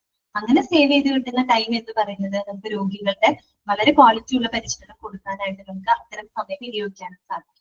അതുകൊണ്ടാണ് പറയുന്നത് hospital management information system, key performance indicator, അങ്ങനെയുള്ള സംവിധാനങ്ങളൊക്കെ കുറെ കൂടെ സ്ട്രെങ്തൻ ചെയ്യിക്കാം, കൂടുതൽ എന്താ പറയുക വിപുലമാക്കിക്കൊണ്ട് തന്നെ പ്രവർത്തിക്കുക കേട്ടോ. എന്നിട്ട് അതിന്റെ റിപ്പോർട്ട് ആക്ഷൻ സ്റ്റേറ്റ്മെന്റ് അനുസരിച്ചുള്ള ആക്ഷൻസും മറ്റും എടുക്കുക കേട്ടോ. പിന്നെന്താ പറയുന്നത്, കോർഡിനേറ്റഡ് ഇൻ അസസിങ് അതോറിറ്റി കേട്ടോ. അതായത് അസസിങ് അതോറിറ്റിയുമായിട്ട് നമുക്കറിയാം നമ്മുടെ ക്വാളിറ്റി അസസ് ചെയ്യാനായിട്ട് ഒരു അതോറിറ്റി ഉണ്ട് അല്ലെ, പ്രത്യേകിച്ച് മറ്റുള്ള അതോറിറ്റികളുണ്ട്, NABH പോലുള്ള അതോറിറ്റികളുണ്ട്. അപ്പൊ അത്തരത്തിലുള്ള അസസിങ് അതോറിറ്റിയുമായിട്ട് നല്ല രീതിയിൽ കോർഡിനേറ്റ് ചെയ്ത് പ്രവർത്തിക്കുക, അവരുമായിട്ട് നല്ല രീതിയിൽ കോർഡിനേറ്റ് ചെയ്യുക, അവരുമായിട്ട് നല്ല രീതിയിൽ സഹകരിച്ച് പ്രവർത്തിക്കുക, അത് ആരുടെ ഉത്തരവാദിത്വമാണ്, ക്വാളിറ്റി മാനേജറുടെ റെസ്പോൺസിബിലിറ്റിയാണ്. ഓക്കെ. പിന്നെന്താണ്, ensure the employees education on quality standards അല്ലെ, ക്വാളിറ്റി സ്റ്റാൻഡേർഡ്സിലുള്ള എംപ്ലോയീസിന്റെ അറിവ് അല്ലെ, അവിടുത്തെ ജീവനക്കാരുടെ അറിവ് അത് ഉറപ്പാക്കുക, ഇതാണ് ഉദ്ദേശിക്കുന്നത്. Employees education on quality standards എന്ന് പറഞ്ഞാല് ഓരോ ക്വാളിറ്റി സ്റ്റാൻഡേർഡുകളെ പറ്റിയിട്ട് അവിടുത്തെ ജീവനക്കാർക്കും എന്തുണ്ടായിരിക്കണം, അത്യാവശ്യം ഒരു അറിവുണ്ടായിരിക്കണം, അവയർനെസ് ഉണ്ടായിരിക്കണം. അപ്പൊ ഈ ക്വാളിറ്റി സ്റ്റാൻഡേർഡുകളെ പറ്റിയുള്ള ജീവനക്കാരുടെ ആ ഒരു അറിവ് ഉറപ്പാക്കുക, എങ്കിൽ മാത്രമാണ് അവർക്ക് അതിനനുസരിച്ചുകൊണ്ട് എന്ത് ചെയ്യാൻ പറ്റുള്ളൂ, പ്രവർത്തിക്കാനായിട്ട് സാധിക്കുള്ളൂ. പിന്നെ വരുന്നത് എന്താന്ന് വെച്ചാല് responsible for training and organise the hospital committees കേട്ടോ. നമ്മുടെ ഈ ക്വാളിറ്റി മാനേജ്മെന്റുമായിട്ടൊക്കെ ബന്ധപ്പെട്ട ഹോസ്പിറ്റൽ കമ്മിറ്റികൾ ഉണ്ട് അല്ലെ, ഹോസ്പിറ്റൽ കമ്മിറ്റി ഉണ്ട്. അപ്പൊ അത്തരം കമ്മിറ്റികളെ നല്ല അത്തരത്തിൽ ക്വാളിറ്റി ആയിട്ട് ബന്ധപ്പെട്ട ഹോസ്പിറ്റൽ കമ്മിറ്റികൾ ട്രെയിൻ ചെയ്യുക, രൂപീകരിക്കുക, നല്ല രീതിയിൽ അതിന്റെ പ്രവർത്തനങ്ങൾ ഓർഗനൈസ് ചെയ്യുക എന്നതൊക്കെ ആര് ചെയ്യേണ്ടതാണ്, എസ് എ ക്വാളിറ്റി മാനേജർ എന്നുള്ള രീതിയിൽ അദ്ദേഹത്തിന്റെ ഉത്തരവാദിത്തങ്ങളാണ് കേട്ടോ. ഓക്കെ ആണോ, മനസ്സിലായോ, പോയിന്റുകൾ ക്ലിയർ ആണോ, ക്ലിയർ ആയോ, നിങ്ങൾക്ക് മനസ്സിലായോ? നമ്മൾ ഈ സെയിം കാര്യങ്ങൾ അവിടെ പഠിച്ചിട്ടുണ്ട് കേട്ടോ. ഓക്കെ അല്ലേ, ശരി. എല്ലാവരും ഉറങ്ങുവാണോ, ഉറങ്ങിപ്പോയോ എല്ലാവരും? ഇല്ല. ഓക്കെ. അപ്പൊ നമുക്ക് ഇതോടുകൂടി ഈ ഒരു ചാപ്റ്റർ ഇവിടെ അവസാനിക്കുകയാണ് കേട്ടോ. ക്വാളിറ്റി മാനേജ്മെന്റ് എന്ന് പറയുന്ന ഒരു വലിയൊരു ചാപ്റ്റർ ആണ്, കുറെ നാളായി തുടങ്ങി വെച്ചിട്ടല്ലേ, അപ്പോഴാണ് ഇത് അവസാനിക്കുന്നത്. അപ്പൊ ക്വാളിറ്റി മാനേജ്മെന്റ് എന്ന് പറയുമ്പോൾ അതിൽ പ്രധാനമായിട്ടും നിങ്ങൾ അതിന്റെ കമ്പോണന്റുകളൊക്കെ പഠിച്ചു വെക്കുക കേട്ടോ. തുടക്കം പറഞ്ഞില്ലേ, ക്വാളിറ്റി മാനേജ്മെന്റുമായിട്ട് ബന്ധപ്പെട്ട കമ്പോണന്റുകൾ ഏതൊക്കെയാണ്, അതിലൊരു 9 കമ്പോണന്റുകളൊക്കെ നമ്മൾ പറഞ്ഞിട്ടുണ്ട്. പിന്നെ ഈ പറയുന്ന പോലെ JCI പറ്റിയിട്ട് നന്നായിട്ട് പഠിച്ചു പോകട്ടെ. പ്രത്യേകിച്ച് നമ്മൾ അതിന്റെ എന്താ പറയാ സ്റ്റാൻഡേർഡുകൾ പറഞ്ഞില്ലേ, പേഷ്യന്റ് സെന്റേർഡ് സ്റ്റാൻഡേർഡുകൾ, അതുപോലെ ഓർഗനൈസേഷൻ സെന്റേർഡ് സ്റ്റാൻഡേർഡുകൾ, അതിന്റെയൊക്കെ ഫുൾ ഫോമുകളൊക്കെ നല്ലപോലെ പഠിച്ചു വെക്കണം കേട്ടോ. പിന്നെ NABH ഓൾറെഡി നമ്മൾ ക്വാളിറ്റി അഷുറൻസ് പറഞ്ഞതാണ്. NABH അങ്ങനെയുള്ള ഭാഗത്ത് ഫോർമുല ഞാൻ പറഞ്ഞല്ലോ, മോഡൽ എക്സാമിന് ഫോർമുലകൾ ചോദിച്ചു കണ്ടിട്ടുണ്ട്, ഫൈനൽ എക്സാമിന് കണ്ടിട്ടില്ല ഇതുവരെ. പക്ഷെ എങ്കിലും നിങ്ങൾ വായിച്ചു നോക്കണം, വായിച്ച് തന്നെ പോകണം കേട്ടോ. എന്തെങ്കിലും ക്വസ്റ്റ്യൻസ് അതിന് വരികയാണെങ്കിൽ നിങ്ങൾ തെറ്റിക്കരുത്. ഓക്കെ, ഇത്രയാണ് ഇതിനകത്ത് പറയാനുള്ളത്. ഓക്കെ ആണല്ലോ. ക്വാളിറ്റി മാനേജ്മെന്റ് ഞാൻ ചോദിക്കട്ടെ, അഷുറൻസ് പഠിച്ചിട്ട് മാനേജ്മെന്റ് പഠിച്ചപ്പോൾ കുറച്ച് നിങ്ങൾക്ക് ഒരു സിമ്പിളായിട്ട് തോന്നിയോ നിങ്ങൾക്ക്? അല്ലല്ല, കുറച്ച് എളുപ്പമായിട്ട് തോന്നിയോ നിങ്ങൾക്ക്? അഷുറൻസ് കഴിഞ്ഞിട്ടേ ഈ ഒരു മാനേജ്മെന്റ് എടുത്തപ്പോ ഒരു കണക്ഷൻ ഉള്ളത് കൊണ്ട് ബുദ്ധിമുട്ടില്ലല്ലോ? ഓക്കെ, ശരി. അങ്ങനെയാണെങ്കിൽ നമുക്ക് പുതിയൊരു ചാപ്റ്റർ ഇന്ന് സ്റ്റാർട്ട് ചെയ്യാം കേട്ടോ. അടുത്ത ചാപ്റ്റർ ആണ്, അടുത്തത് ഒരു വലിയൊരു ചാപ്റ്റർ ആണ്, ഇമ്പോർട്ടന്റ് ആയിട്ടുള്ള ചാപ്റ്റർ ആണ് കേട്ടോ. മെഡിക്കൽ ഇൻഷുറൻസ് കേട്ടോ. ചാപ്റ്ററിന്റെ നമ്പർ പേര് നിങ്ങൾ നോട്ട് ചെയ്ത് വെച്ചോളൂ. പുറത്തു കൂടിയുള്ള ഫസ്റ്റ് ചാപ്റ്റർ ആണ് കേട്ടോ, മെഡിക്കൽ ഇൻഷുറൻസ് കേട്ടോ, മെഡിക്കൽ ഇൻഷുറൻസ്. അപ്പോ മെഡിക്കൽ ഇൻഷുറൻസിനെ പറ്റി പറയുകയാണെങ്കിൽ എനിക്ക് തോന്നുന്നു മിക്കവരും ഒരു ഹെൽത്ത് ഇൻഷുറൻസ് ഒക്കെ എടുത്തിട്ടുള്ള ആളുകളായിരിക്കും. മിക്കവരും എടുത്തിട്ടുണ്ടാവണം. നിങ്ങൾ എടുത്തിട്ടുണ്ടോ? ഇൻഷുറൻസ് ഉള്ളവരുണ്ടോ? ഹെൽത്ത് ഇൻഷുറൻസ്, മെഡിക്കൽ ഇൻഷുറൻസ് എടുത്ത ആളുകളുണ്ടോ ഇതിനകത്ത്? എടുത്തിട്ടുണ്ടോ? ആരും എടുത്തിട്ടില്ല ആണോ? അങ്ങനെയാണോ? എടുത്തിട്ടുണ്ട്. ഓക്കെ, ശരിക്കും പറഞ്ഞാല് മെഡിക്കൽ ഇൻഷുറൻസ് എടുക്കുന്നത് വളരെയധികം നല്ലൊരു കാര്യമാണ് കേട്ടോ. കാര്യം നമുക്കറിയാം, നമ്മൾ എത്ര സമ്പാദിച്ചു വെച്ച് കഴിഞ്ഞാലും ഒരു അസുഖം വന്നു കഴിഞ്ഞാൽ തീർന്നൂടെ, പൈസ പോണ വഴി നമ്മൾ അറിയില്ല. പിന്നെ മാത്രമല്ല മനുഷ്യന്റെ കാര്യമാണ്. എടുത്തിട്ടുണ്ടല്ലോ? ഓക്കെ, അതായത് ഇത്തരത്തിലുള്ള ഹെൽത്ത് ഇൻഷുറൻസ് ഒക്കെ എടുക്കുന്നത് വളരെയധികം നല്ലതാണ് കേട്ടോ. പ്രത്യേകിച്ച് നമുക്ക് അസുഖങ്ങളോ ആകസ്മികമായിട്ടൊക്കെ നമുക്ക് എന്തെങ്കിലും അപകടങ്ങളൊക്കെ സംഭവിച്ചു കഴിഞ്ഞാൽ മെഡിക്കൽ എക്സ്പെൻസുകളൊക്കെ താങ്ങാനായിട്ട് ചിലപ്പോൾ നമുക്ക് സാധാരണഗതിയിൽ താങ്ങാൻ ചിലപ്പോൾ പറ്റിയെന്ന് വരില്ല. പക്ഷെ ഇത്തരത്തിലെ മെഡിക്കൽ ഇൻഷുറൻസ് ഒക്കെ ഇപ്പോൾ എടുത്തിട്ടുണ്ട് അല്ലെ, ഇങ്ങനെയുള്ള മെഡിക്കൽ ഇൻഷുറൻസ് ഒക്കെ എടുത്തു വെക്കുന്നത് എപ്പോഴും നല്ലതാണ് കേട്ടോ. നമുക്ക് അത്യാവശ്യം നമുക്ക് എന്ത് ചെയ്യാൻ പറ്റും, എന്തെങ്കിലും എമർജൻസി ഒക്കെ വന്നു കഴിഞ്ഞാൽ നമുക്ക് അതിലൂടെ കവറേജ് നമുക്ക് ലഭിക്കും. ഓക്കെ, അത്രയും അറിയാലോ, നമുക്ക് അറിയാവുന്ന ഒരു കാര്യമാണ് മെഡിക്കൽ ഇൻഷുറൻസ് കേട്ടോ. അപ്പൊ ഈ ഒരു ചാപ്റ്റർ പഠിക്കുന്നതിന് മുൻപായിട്ട് നമ്മൾ ഈ ചാപ്റ്റർ വലിയ കുഴപ്പമില്ലാത്ത ചാപ്റ്റർ ആണ് കേട്ടോ, എളുപ്പമാണ് കേട്ടോ പഠിക്കാനായിട്ട്. ബുദ്ധിമുട്ടൊന്നുമില്ല, വലുതാണെന്ന് വെച്ച് ബുദ്ധിമുട്ടൊന്നുമില്ല. മെഡിക്കൽ ഇൻഷുറൻസ് എന്താണെന്നുള്ള കുറച്ച് കാര്യങ്ങൾ പഠിക്കാനുണ്ട്. മെഡിക്കൽ ഇൻഷുറൻസിന്റെ അഡ്വാൻറ്റേജസ് എന്തൊക്കെയാണ്, പൊതുവെ ഒരു ഹെൽത്ത് ഇൻഷുറൻസിനെ കവർ ചെയ്തു പോകുന്ന എക്സ്പെൻസുകൾ എന്തൊക്കെയാണ്, അതൊക്കെയാണ് നമുക്ക് പഠിക്കാനുള്ളത്. പിന്നെ ഇൻഷുറൻസിൽ കവർ ചെയ്യപ്പെടാത്ത ചില കാര്യങ്ങൾ, ചില കണ്ടീഷൻസിന് എന്ത് കൊടുത്തില്ല, ഇൻഷുറൻസ് കവറേജ് കൊടുത്തില്ല. അപ്പൊ അങ്ങനെയുള്ള കാര്യങ്ങൾ പഠിക്കാനുണ്ട്. പിന്നെ പല ടൈപ്പ് ഹെൽത്ത് ഇൻഷുറൻസുകൾ ഏതൊക്കെയാണ് അത് പഠിക്കാനുണ്ട്. പിന്നെ പ്രധാനമായിട്ട് നമുക്ക് ESIനെ പറ്റി പഠിക്കാനുണ്ട്. നമ്മൾ എത്തിക്കൽ ആൻഡ് ലീഗൽ ഇഷ്യൂസ് പഠിച്ചപ്പോൾ ESI അല്ലെ, ESI ആക്ടിനെ പറ്റിയിട്ട് ജസ്റ്റ് നമ്മൾ എംപ്ലോയി സ്റ്റേറ്റ് ഇൻഷുറൻസ് ആക്ടിനെ പറ്റി അവിടെ പറഞ്ഞു പോകുന്നുണ്ട്. ഇവിടെ കുറെ കൂടി ഡീറ്റെയിൽഡ് ആയിട്ട് നമുക്ക് പഠിക്കാനുണ്ട് കേട്ടോ. അപ്പൊ അതിൽ നമുക്ക് ക്വസ്റ്റ്യൻസ് വരും, എളുപ്പമാണത്. ESI ആക്ട്, ESI ആക്ട് അല്ല, ESI ഇൻഷുറൻസിനെ പറ്റി പഠിക്കാനുണ്ട്. അതുപോലെ നമുക്കൊരു സെൻട്രൽ ഗവൺമെന്റ് ഹെൽത്ത് സ്കീം CGHSനെ പറ്റി പഠിക്കാനുണ്ട്. പ്രധാനമായിട്ട് ഈ 3 ഇൻഷുറൻസ് ആണ് വരുന്നത്. പിന്നെ വന്നിട്ട് RSV, രാഷ്ട്രീയ സ്വാസ്ഥ്യ ബീമാ യോജന എന്ന് പറയുന്ന ദാരിദ്ര്യരേഖയ്ക്ക് താഴെയുള്ളവർക്കൊക്കെ കൊടുക്കുന്ന ഒരു ഹെൽത്ത് ഇൻഷുറൻസ് സ്കീമാണ് RSV. ഈ 3 ഇൻഷുറൻസ് സ്കീമുകളെ പറ്റിയിട്ട് വളരെ ഡീറ്റെയിൽഡ് ആയിട്ട് നമ്മൾ ഈ ചാപ്റ്ററിൽ പഠിക്കുന്നുണ്ട്. ഇത്രയൊക്കെ ഉള്ളൂ ഇതിനകത്ത് പഠിക്കാനായിട്ട് കേട്ടോ. സിമ്പിൾ ആണ്, ബുദ്ധിമുട്ടൊന്നുമില്ല. അപ്പൊ മെയിൻ ആയിട്ട് ESI പഠിക്കാനുണ്ട്, CGHS central government health insurance സ്കീമിനെ പറ്റി പഠിക്കാനുണ്ട്, RSVനെ പറ്റിയിട്ട് പഠിക്കാനുണ്ട് കേട്ടോ. അതിന്റെ ചില ഫീച്ചേഴ്സുകൾ, അതിന്റെ എന്താണ് എസ്റ്റാബ്ലിഷ് ചെയ്ത വർഷങ്ങള്, അങ്ങനെയൊക്കെ ഉള്ളത് മാത്രമേ ഉള്ളൂ. അപ്പൊ നോക്കാം മെഡിക്കൽ ഇൻഷുറൻസ് കേട്ടോ. ആദ്യം നമ്മൾ മെഡിക്കൽ ഇൻഷുറൻസിലേക്ക് കടക്കുന്നതിന് മുമ്പായിട്ട് കുറച്ച് ടേംസുകൾ നമ്മൾ നിർബന്ധമായിട്ടും അറിഞ്ഞിരിക്കണം. ടേംസുകൾ പഠിക്കണം കേട്ടോ. ഈ ടേംസുകൾ ഇപ്പൊ തന്നെ ക്ലാസ്സിൽ കേൾക്കുമ്പോൾ തന്നെ നിങ്ങൾ പഠിച്ച് മനസ്സിൽ ഉറപ്പിച്ച് തന്നെ വെക്കണം കേട്ടോ. കാരണം പിന്നീട് നമ്മൾ വരുമ്പോൾ ഓരോ ടേമുകൾ പറയുമ്പോൾ അന്നേരം അത് കൺഫ്യൂസ്ഡ് ആവരുത്. സോ ഈ ടേം ഇപ്പൊ തന്നെ നിങ്ങൾ മനസ്സിലാക്കി പഠിച്ച് തന്നെ വെക്കുക കേട്ടോ. ഫസ്റ്റത്തെ ടേം നോക്കാം കേട്ടോ. ആദ്യത്തെ നോക്കാം ടേംസ് ആണ്. എന്താണ് ഹെൽത്ത് ഇൻഷുറൻസ് എന്നാണ് ആദ്യം അവിടെ കൊടുത്തേക്കുന്നത്. എന്താണ് ഒരു ഹെൽത്ത് ഇൻഷുറൻസ് അല്ലെങ്കിൽ എന്താണ് ഒരു മെഡിക്കൽ ഇൻഷുറൻസ് നോക്കാം. Health insurance means your medical expenses caused by the diseases and accidents. അറിയാലോ, അണ്ടർലൈൻ ചെയ്ത് വെക്കുക കേട്ടോ. അതായത് നമുക്ക് അസുഖങ്ങൾ മൂലം അല്ലെങ്കിൽ ആക്സിഡന്റ് മൂലം ഒക്കെ ഉണ്ടാകുന്ന മെഡിക്കൽ എക്സ്പെൻസുകളെ മീറ്റ് ചെയ്യാനായിട്ട് നിറവേറ്റുന്നതിനായിട്ട് നമ്മളെ സഹായിക്കുന്നത് എന്താണ്, ഈ പറയുന്ന ഹെൽത്ത് ഇൻഷുറൻസ് ആണ് അല്ലെ. ശരിയല്ലേ? നമുക്ക് അസുഖങ്ങൾ വരുമ്പോ അല്ലെങ്കിൽ നമുക്ക് പെട്ടെന്ന് ഒരു ആക്സിഡന്റ് സംഭവിച്ചു, അൺഎക്സ്പെക്ടഡ് ആയിട്ട് ഒരു ആക്സിഡന്റ് സംഭവിച്ചു, അങ്ങനെയൊക്കെ വരുന്ന സന്ദർഭങ്ങളിൽ ഉണ്ടാകുന്ന മെഡിക്കൽ എക്സ്പെൻസുകളെ, മെഡിക്കൽ ചെലവുകളെ മീറ്റ് ചെയ്യാനായിട്ട് നിറവേറ്റാനായിട്ട് സഹായിക്കുന്നതാണ് ഹെൽത്ത് ഇൻഷുറൻസ് എന്ന് പറയുന്നത്. ഓക്കെ ആണല്ലോ. ഇനി അടുത്ത ടേം, ആദ്യത്തെ ടേം കഴിഞ്ഞിട്ട് എന്താണ് ഹെൽത്ത് ഇൻഷുറൻസ് നമ്മൾ പഠിച്ചു. ഇനി നമുക്ക് പഠിക്കാനുള്ളത് ആരാണ് ഇൻഷുവേർഡ്, ആരാണ് ഇൻഷുവേർഡ് കേട്ടോ. അവിടെ ചെറിയൊരു തിരുത്തലുണ്ട്. നിങ്ങളുടെ നോട്ടിൽ തിരുത്തിയിട്ടാണോ കിടക്കുന്നത്? തിരുത്തിയിട്ടുണ്ടോ? അതായത് ഇങ്ങനെ വായിക്കണോ കേട്ടോ, അല്ലെങ്കിൽ ഒന്ന് തിരുത്തണേ. ദ ഇൻഷുവേർഡ് ഇസ് ദ, ആരാണ് ഇൻഷുവേർഡ് എന്ന് പറയുന്നത് കേട്ടോ. ഇൻഷുവേർഡ് ആരാണെന്ന്. Insured is the person or business that gets compensated if the loss occurs. അവിടെ ഫുൾ സ്റ്റോപ്പ് ആണ്. കറക്റ്റ് ആണോ? നിങ്ങളുടെ കറക്റ്റ് ആണോ? തിരുത്തിയിട്ടാണോ കിടക്കണേ? ആണോ? ഒന്ന് നോക്കി. അല്ല, തിരുത്തിയിട്ടില്ല അല്ലെ. ഓക്കെ, അപ്പൊ ഒന്ന് പേന എടുത്തൊന്ന് കുറച്ച് തിരുത്തലുകൾ നമുക്ക് അവിടെ ചെയ്യാനായിട്ടുണ്ട് കേട്ടോ. ഒന്ന് പേന എടുത്ത് കഴിഞ്ഞോ, എന്നിട്ട് ഇങ്ങനെ വായിക്കാം കേട്ടോ. ശ്രദ്ധിക്കാം. The insured is the person or business that gets compensated if the loss occurs. അവിടെ ഫുൾ സ്റ്റോപ്പ് ഇട്ടാണ്, അവിടെ ഒരു ഫുൾ സ്റ്റോപ്പ് ഇട്ടോളൂ. ആ സെന്റൻസ് കംപ്ലീറ്റ് ആണ് കേട്ടോ അവിടെ.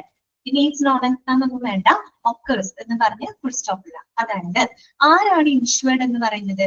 ഇൻഷുവേർഡ് എന്ന് പറഞ്ഞാൽ മറ്റാരും ആരാണ്? പോളിസി ഹോൾഡർ ആണ് കേട്ടോ. പോളിസി എടുക്കുന്ന വ്യക്തി നമ്മളാണ് പോളിസി എടുക്കുന്നത്. നമ്മള് പോളിസി ഹോൾഡർ ആണ് ആര്?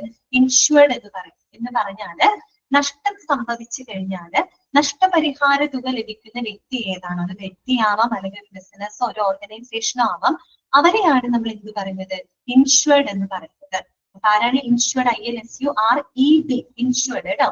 ആരാണ് ഇൻഷുവേർഡ് എന്ന് പറഞ്ഞു കഴിഞ്ഞാല് നഷ്ടം സംഭവിച്ചു കഴിഞ്ഞു കഴിഞ്ഞാല് നഷ്ടപരിഹാര തുക നഷ്ടപരിഹാരം ലഭിക്കുന്ന ആ ഒരു വ്യക്തിയെ അല്ലെങ്കിൽ ആ ഒരു ഓർഗനൈസേഷനെയാണ് നമ്മൾ ഇൻഷുവേർഡ് എന്നതുകൊണ്ട് ഉദ്ദേശിക്കുന്നത്. ഇൻഷുവേർഡിന് നമുക്ക് എന്തും പറയാം, പോളിസി ഹോൾഡർ എന്നും പറയാം. നമ്മളാണല്ലോ പോളിസി എടുക്കുന്നത്. അപ്പൊ നമുക്ക് എന്തെങ്കിലും നഷ്ടം വന്നാൽ നഷ്ടപരിഹാരം കിട്ടുന്നത് നമുക്കാണ്. അപ്പൊ നമ്മളാണ് എന്തവിടെ ഇൻഷുവേർഡ് എന്ന് പറയുന്നത്. ഓക്കെ ആണല്ലോ. അത് ഇൻഷുവേർഡ് കണ്ടു കേട്ടോ. ഇനി അടുത്തത് നോക്കുക. ഇവിടെ ഈസ് നോൺ ആസ് എന്ന് പറഞ്ഞു. ഈസ് നോൺ ആസ് അത് കട്ട് ചെയ്തോ, അത് വെട്ടിക്കളഞ്ഞു. എന്നിട്ട് ഇങ്ങനെ വായിക്കാം. എങ്ങനെ വായിക്കണം? ഇൻഷുറർ ആരാണെന്നാണ് ഈ അടുത്തത് പറയുന്നത്. ഇൻഷുറർ ആരാണ് നോക്കും. Insurer is the company that agrees to pay the compensation. അങ്ങനെ വായിക്കാം കേട്ടോ. കിട്ടിയോ നിങ്ങൾക്ക്? Insurer is the company that agrees to pay the compensation. അപ്പൊ ഈ പറയുന്ന നഷ്ടപരിഹാര തുക നൽകുന്ന ആ ഒരു കമ്പനിയെയാണ് നമ്മൾ എന്ത് പറയുന്നത്? ഇൻഷുറർ എന്ന് പറയുന്നത്. ഇൻഷുറർ എന്ന് പറഞ്ഞാൽ ആരായിരിക്കും? അത് ഇൻഷുറൻസ് കമ്പനി ആയിരിക്കും അല്ലെ? ഇൻഷുറൻസ് കമ്പനി അല്ലെങ്കിൽ നമുക്ക് എന്ത് പറയാം? ഇൻഷുറൻസ് പ്രൊവൈഡർ എന്നൊക്കെ നമുക്ക് വേണമെങ്കിൽ പറയാം. മനസ്സിലായോ? അപ്പൊ ഇൻഷുറർ എന്ന് പറഞ്ഞാൽ ആരാണ്? അതവരെന്ന് പറഞ്ഞാല് നഷ്ടപരിഹാര തുക കൊടുക്കുന്ന കമ്പനിയാണ്.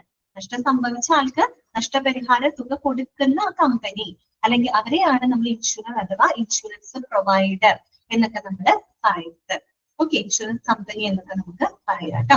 ക്ലിയർ ആയോ പറഞ്ഞത്? ഇപ്പൊ 3 ടേമുകളും ഓക്കെയാണോ? അപ്പൊ ഹെൽത്ത് ഇൻഷുറൻസ് എന്ന് പറഞ്ഞാൽ എന്താണ്? നമുക്ക് അസുഖങ്ങളും അതുപോലെ ആക്സിഡന്റുകളൊക്കെ സംഭവിച്ചു കഴിഞ്ഞാൽ മെഡിക്കൽ എക്സ്പെൻസുകൾ മീറ്റ് ചെയ്യാനായിട്ട് സഹായിക്കുന്നതാണ് ഹെൽത്ത് ഇൻഷുറൻസ്. ഒന്നാമത്തെ ടേം അതായിരുന്നു. ആരാണ് ഇൻഷുർഡ് എന്ന് പറഞ്ഞാല്? അപ്പൊ ഇൻഷുർഡ് എന്ന് കേട്ടോ നിങ്ങളുടെ മനസ്സിൽ ഓർക്കാതെ പോളിസി ഹോൾഡർ ആണ്, പോളിസി എടുത്തിട്ടുള്ള വ്യക്തിയാണ്. നഷ്ടം സംഭവിച്ചാൽ നഷ്ടപരിഹാര തുക ലഭിക്കുന്ന വ്യക്തിയെയാണ് നമ്മൾ ഇൻഷുർഡ് എന്ന് പറയുന്നത് അഥവാ പോളിസി ഹോൾഡർ എന്ന് പറയാം. ഇൻഷുറർ എന്ന് പറഞ്ഞാൽ ആരാണ്? നഷ്ടപരിഹാരത്തിനായിട്ടുള്ള തുക നൽകുന്ന കമ്പനിയെയാണ് നമ്മൾ ഇൻഷുറർ അഥവാ ഇൻഷുറൻസ് പ്രൊവൈഡർ എന്ന് പറയുന്നത്. ഇത് കൺഫ്യൂസ്ഡ് ആവില്ലല്ലോ? ഇൻഷുർഡ് ഇൻഷുറർ ഓക്കെയാണ് കേട്ടോ. ഇനി അടുത്തത് കേട്ടോ, നെക്സ്റ്റ് നോക്കിയേ. അടുത്ത ടേം ഇതാണ്. The money that is paid by the insured to the insurer is called premium. അങ്ങനെ എഴുതി ചേർക്കണം കേട്ടോ. അവിടെ എഴുതി ചേർക്കേണ്ട ഒരു കാര്യമാണ് is called premium. എന്താണ്? The money that is paid by the insured to the insurer is called premium. Premium അടയ്ക്കാന്ന് കേട്ടിട്ടില്ലേ? എന്താണ്? ഇൻഷുർഡ് വ്യക്തി അതായത് പോളിസി ഹോൾഡർ തന്റെ കമ്പനിക്ക് കൊടുക്കുന്ന കൊടുക്കുന്ന ആ ഒരു തുകയെയാണ് ഇൻഷുറൻസ് എടുത്താൽ നമ്മള് എന്ത് ചെയ്യും? പ്രീമിയം അടയ്ക്കണം. തുക നമ്മൾ മാസാമാസം മാസമാണെങ്കിൽ മാസം അങ്ങനെയൊക്കെ ഉണ്ട്, മാസാമാസം നമ്മൾ അടയ്ക്കണം അല്ലെ? അങ്ങനെ ആ ഒരു പോളിസി ഹോൾഡർ കമ്പനിയിലൂടെ അടയ്ക്കുന്ന ആ ഒരു നിശ്ചിത തുകയുണ്ടല്ലോ, അതിനെയാണ് നമ്മൾ എന്ത് പറയുന്നത്? പ്രീമിയം എന്ന് പറയുന്നത് അല്ലെ? പ്രീമിയം അടയ്ക്കാന്ന് കേട്ടിട്ടില്ലേ? അതെ അതെ. The money that is paid by the insured to the insurer is called premium.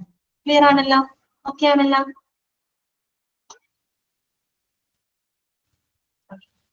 അടുത്തത് എന്താ? നെക്സ്റ്റ് വരുന്നത് എന്താണ് ഹെൽത്ത് ഇൻഷുറൻസ് പോളിസി എന്ന് പറഞ്ഞാൽ കേട്ടോ. എന്താണ് ഹെൽത്ത് ഇൻഷുറൻസ് പോളിസി? മാർക്ക് ചെയ്ത് വെക്കുക, അതൊക്കെ ഇമ്പോർട്ടന്റ് ആണ് കേട്ടോ.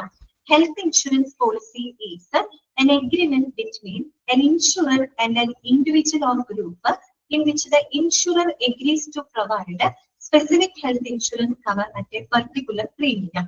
അതായത് ഒരു ഹെൽത്ത് ഇൻഷുറൻസ് പോളിസി എന്ന് പറഞ്ഞാൽ എന്താണ്? ശരിക്കും പറഞ്ഞത് ഒരു എഗ്രിമെന്റ് ആണ്, ഒരു കരാറാണ്. ആരൊക്കെ തമ്മിലുള്ള കരാറുകളാണ്? നമ്മൾ ഈ പറഞ്ഞ ഇൻഷുർഡും ഇൻഷുററും തമ്മിലുള്ള ഒരു കരാറാണ് അല്ലെ? ഒരു എഗ്രിമെന്റ് ആണ്. എന്താണ് എഗ്രിമെന്റിൽ പറയുന്നത്? ആ ഒരു കമ്പനി എന്ന് പറഞ്ഞാൽ ആ ഒരു ഇൻഷുറർ ഒരു നിശ്ചിത പ്രീമിയം തുകയ്ക്ക് ഒരു നിശ്ചിത പ്രീമിയം തുകയ്ക്ക് ഒരു നിർദ്ദിഷ്ട കാലയളവില് എന്ത് കൊടുക്കാണ്? ഹെൽത്ത് ഇൻഷുറൻസ് പരിരക്ഷ പ്രൊവൈഡ് ചെയ്യുകയാണ് അല്ലെ? ആ രീതിയിൽ ഇൻഷുറർക്കും ഇൻഷുർഡിനിടയിലുള്ള ഒരു കരാർ, ഒരു എഗ്രിമെന്റ് ആണ് ശരിക്കും ഹെൽത്ത് ഇൻഷുറൻസ് പോളിസി എന്നതുകൊണ്ട് ഉദ്ദേശിക്കുന്നത്. മനസ്സിലായോ? ഹെൽത്ത് ഇൻഷുറൻസ് പോളിസി എന്ന് പറഞ്ഞാൽ അതൊരു എഗ്രിമെന്റ് ആണ്. ആർക്കിടയിലുള്ള എഗ്രിമെന്റ് ആണ്? പോളിസി ഹോൾഡർക്കും കമ്പനിക്കും ഇടയിലുള്ള ഒരു എഗ്രിമെന്റ് ആണ് അല്ലെ? അതായത് ഇൻഷുർഡിനും ഇൻഷുറർക്കും ഇടയിലുള്ള ഒരു കരാറാണ്. ആ കരാറ് പ്രകാരം നമ്മുടെ ഇൻഷുറർ അതായത് നമ്മുടെ കമ്പനി എന്ത് ചെയ്യാണ്? ഒരു നിശ്ചിത കാലയളവിലേക്ക് ഒരു നിശ്ചിത പ്രീമിയം നിരക്കില് അവർക്ക് എന്ത് കൊടുക്കാണ്? ഒരു ഇൻഷുറൻസ് പരിരക്ഷ പ്രൊവൈഡ് ചെയ്യേണ്ടത്. ആ ഒരു എഗ്രിമെന്റിനെയാണ്, ആ ഒരു കരാറാണ് ശരിക്കും ഹെൽത്ത് ഇൻഷുറൻസ് പോളിസി എന്ന് പറയുന്നത്. ക്ലിയർ ആയോ? ഇത്രയും ടേമുകൾ ഒക്കെയാണ് നിങ്ങൾക്ക്. ഹെൽത്ത് ഇൻഷുറൻസ് എന്താണ്? ഇൻഷുർഡ് ആരാണ്? ഇൻഷുറർ ആരാണ്? ഹെൽത്ത് ഇൻഷുറൻസ് പോളിസി എന്താണ്?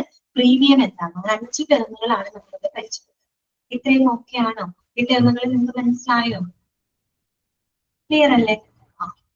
അങ്ങനെയാണെങ്കിൽ അടുത്ത ടേമിനോട്ട് കിടക്കാം. ഇതൊക്കെ നമുക്ക് അറിയുന്നതാണ്. കാര്യം നിങ്ങളൊക്കെ ഇൻഷുറൻസ് നമ്മൾ പലപ്പോഴും കേട്ടിട്ടുള്ളതാണ് കേട്ടോ. അടുത്തതാണ് ക്ലെയിം കേട്ടോ. എന്താണ് ക്ലെയിം? നമ്മൾ പറയില്ലേ ക്ലെയിം ചെയ്യാന്ന് പറഞ്ഞാൽ എന്താണ്? അവകാശപ്പെടാനാണ് അല്ലെ? ക്ലെയിം ചെയ്യാന്ന് വെച്ചാൽ നമ്മൾ ക്ലെയിം ചെയ്യാന്ന് പറഞ്ഞാൽ നമ്മൾ അവകാശപ്പെടാണ്. അപ്പൊ എന്തായിരിക്കും ക്ലെയിം എന്നതുകൊണ്ട് ഉദ്ദേശിക്കുന്നത്? എന്താണ്? A person's request for the payment by an insurer of a loss covered by a policy.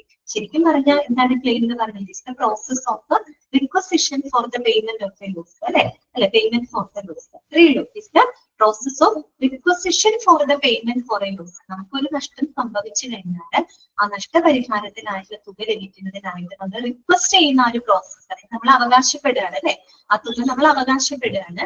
ആ അതിനെയാണ് നമ്മൾ എന്ത് പറയുന്നത്, ക്ലെയിം എന്നതുകൊണ്ട് ഉദ്ദേശിക്കുന്നത്. ക്ലെയിം ചെയ്യാന്ന് വെച്ചാൽ അവകാശപ്പെടുക അല്ലെ. That means it is the process of requisition for the payment for a loss. നമുക്കൊരു നഷ്ടം സംഭവിച്ചു കഴിഞ്ഞാൽ ആ നഷ്ടപരിഹാര തുകയ്ക്കായിട്ട് നമ്മൾ റിക്വസ്റ്റ് ചെയ്യുന്ന ആ ഒരു പ്രോസസ്സിനെയാണ് നമ്മൾ ക്ലെയിം എന്ന് പറയുന്നത്.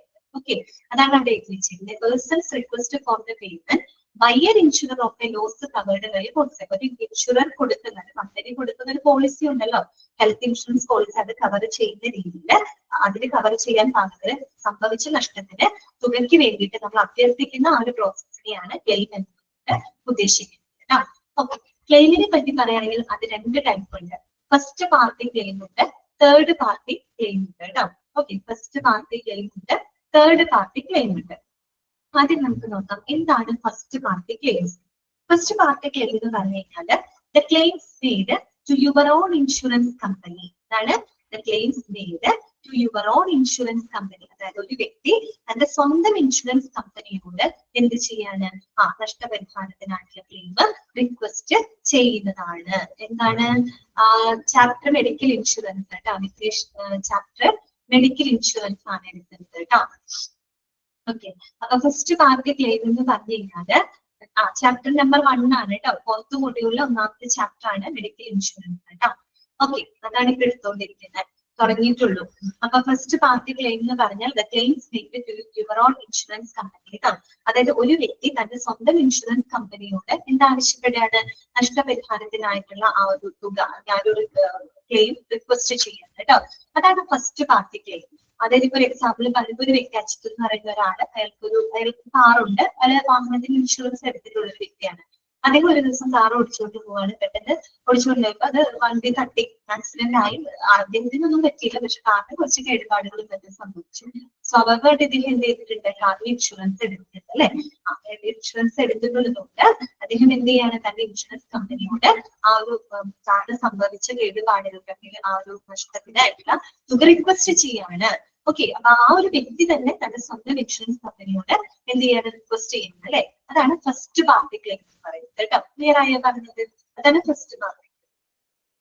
അടുത്തത് തേർഡ് പാർട്ടി ക്ലെയിം കേട്ടോ. തേർഡ് പാർട്ടി ക്ലെയിം എന്ന് പറഞ്ഞാൽ എന്താന്ന് വെച്ചാൽ the claims made by one person against another person's company.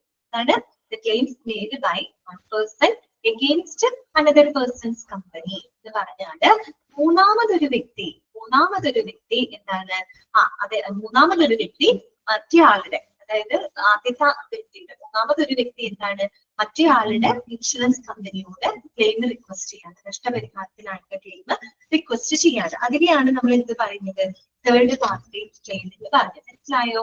മൂന്നാമതൊരു വ്യക്തി നമ്മുടെ പോളിസി ഹോൾഡറിന്റെ കമ്പനിയോട് എന്താവശ്യപ്പെടാണ്, നഷ്ടപരിഹാരത്തിനായിട്ടുള്ള ആ ഒരു തുക റിക്വസ്റ്റ് ചെയ്യാണ്, ക്ലെയിം ചെയ്യാണ്. അതിനെയാണ് തേർഡ് പാർട്ടി ക്ലെയിം എന്ന് പറയുന്നത്. പൊതുവെ നമ്മൾ തേർഡ് പാർട്ടി ഇൻഷുറൻസ് ഒക്കെ എടുക്കുന്നത് നല്ലതാണ്. കാര്യം എന്താണെന്ന് വെച്ചാൽ നമ്മൾ വണ്ടി ഓടിച്ച് പോവുകയാണ്, നമ്മള് വണ്ടി ഓടിച്ച് പോകുമ്പോൾ നമുക്ക് മാത്രമല്ല, ചിലപ്പോൾ നമ്മൾ മൂലം മറ്റ് വേറെ ആളുകൾക്കും ചിലപ്പോൾ എന്തെങ്കിലും ഒരു ബുദ്ധിമുട്ട് വന്നു കഴിഞ്ഞാൽ അവർക്കും കൂടി ഒരു ഇൻഷുറൻസ് പരിരക്ഷ അതിലൂടെ ലഭിക്കും. തേർഡ് പാർട്ടി ഇൻഷുറൻസ് ഒരു എക്സാമ്പിൾ, ഞാൻ നേരത്തെ പറഞ്ഞ എക്സാമ്പിൾ എടുക്കുകയാണെങ്കിൽ, അജിത്ത് കാറ് കൊണ്ടുപോയി സുരേഷ് എന്ന് പറയുന്ന ആളുടെ കാറുമായിട്ട് തട്ടിയെന്ന് വിചാരിക്കാം. അപ്പൊ സുരേഷിന്റെ കാറിന് എന്ത് സംഭവിച്ചു, കേടുപാടുകൾ സംഭവിച്ചു. സുരേഷ് എന്ന് പറയുന്ന വ്യക്തി അജിത്ത് എന്ന് പറയുന്ന പോളിസി ഹോൾഡറിന്റെ കമ്പനിയോട് നഷ്ടപരിഹാരത്തിനായിട്ടുള്ള തുക അല്ലെങ്കിൽ ആ നഷ്ടപരിഹാരത്തിനുള്ള ആ ഒരു റിക്വസിഷൻ ക്ലെയിം ചെയ്യും. അതാണ് തേർഡ് പാർട്ടി ക്ലെയിം കൊണ്ട് ഉദ്ദേശിക്കുന്നത്. മനസ്സിലായോ പറഞ്ഞത്? ക്ലിയർ ആണോ നിങ്ങൾക്ക്? ക്ലെയിം മനസ്സിലായോ? എന്താണ് ക്ലെയിം? ഫസ്റ്റ് പാർട്ടി ക്ലെയിം എന്താണ്, തേർഡ് പാർട്ടി ക്ലെയിം എന്താണെന്ന് മനസ്സിലായോ? ഓക്കെ ആണോ?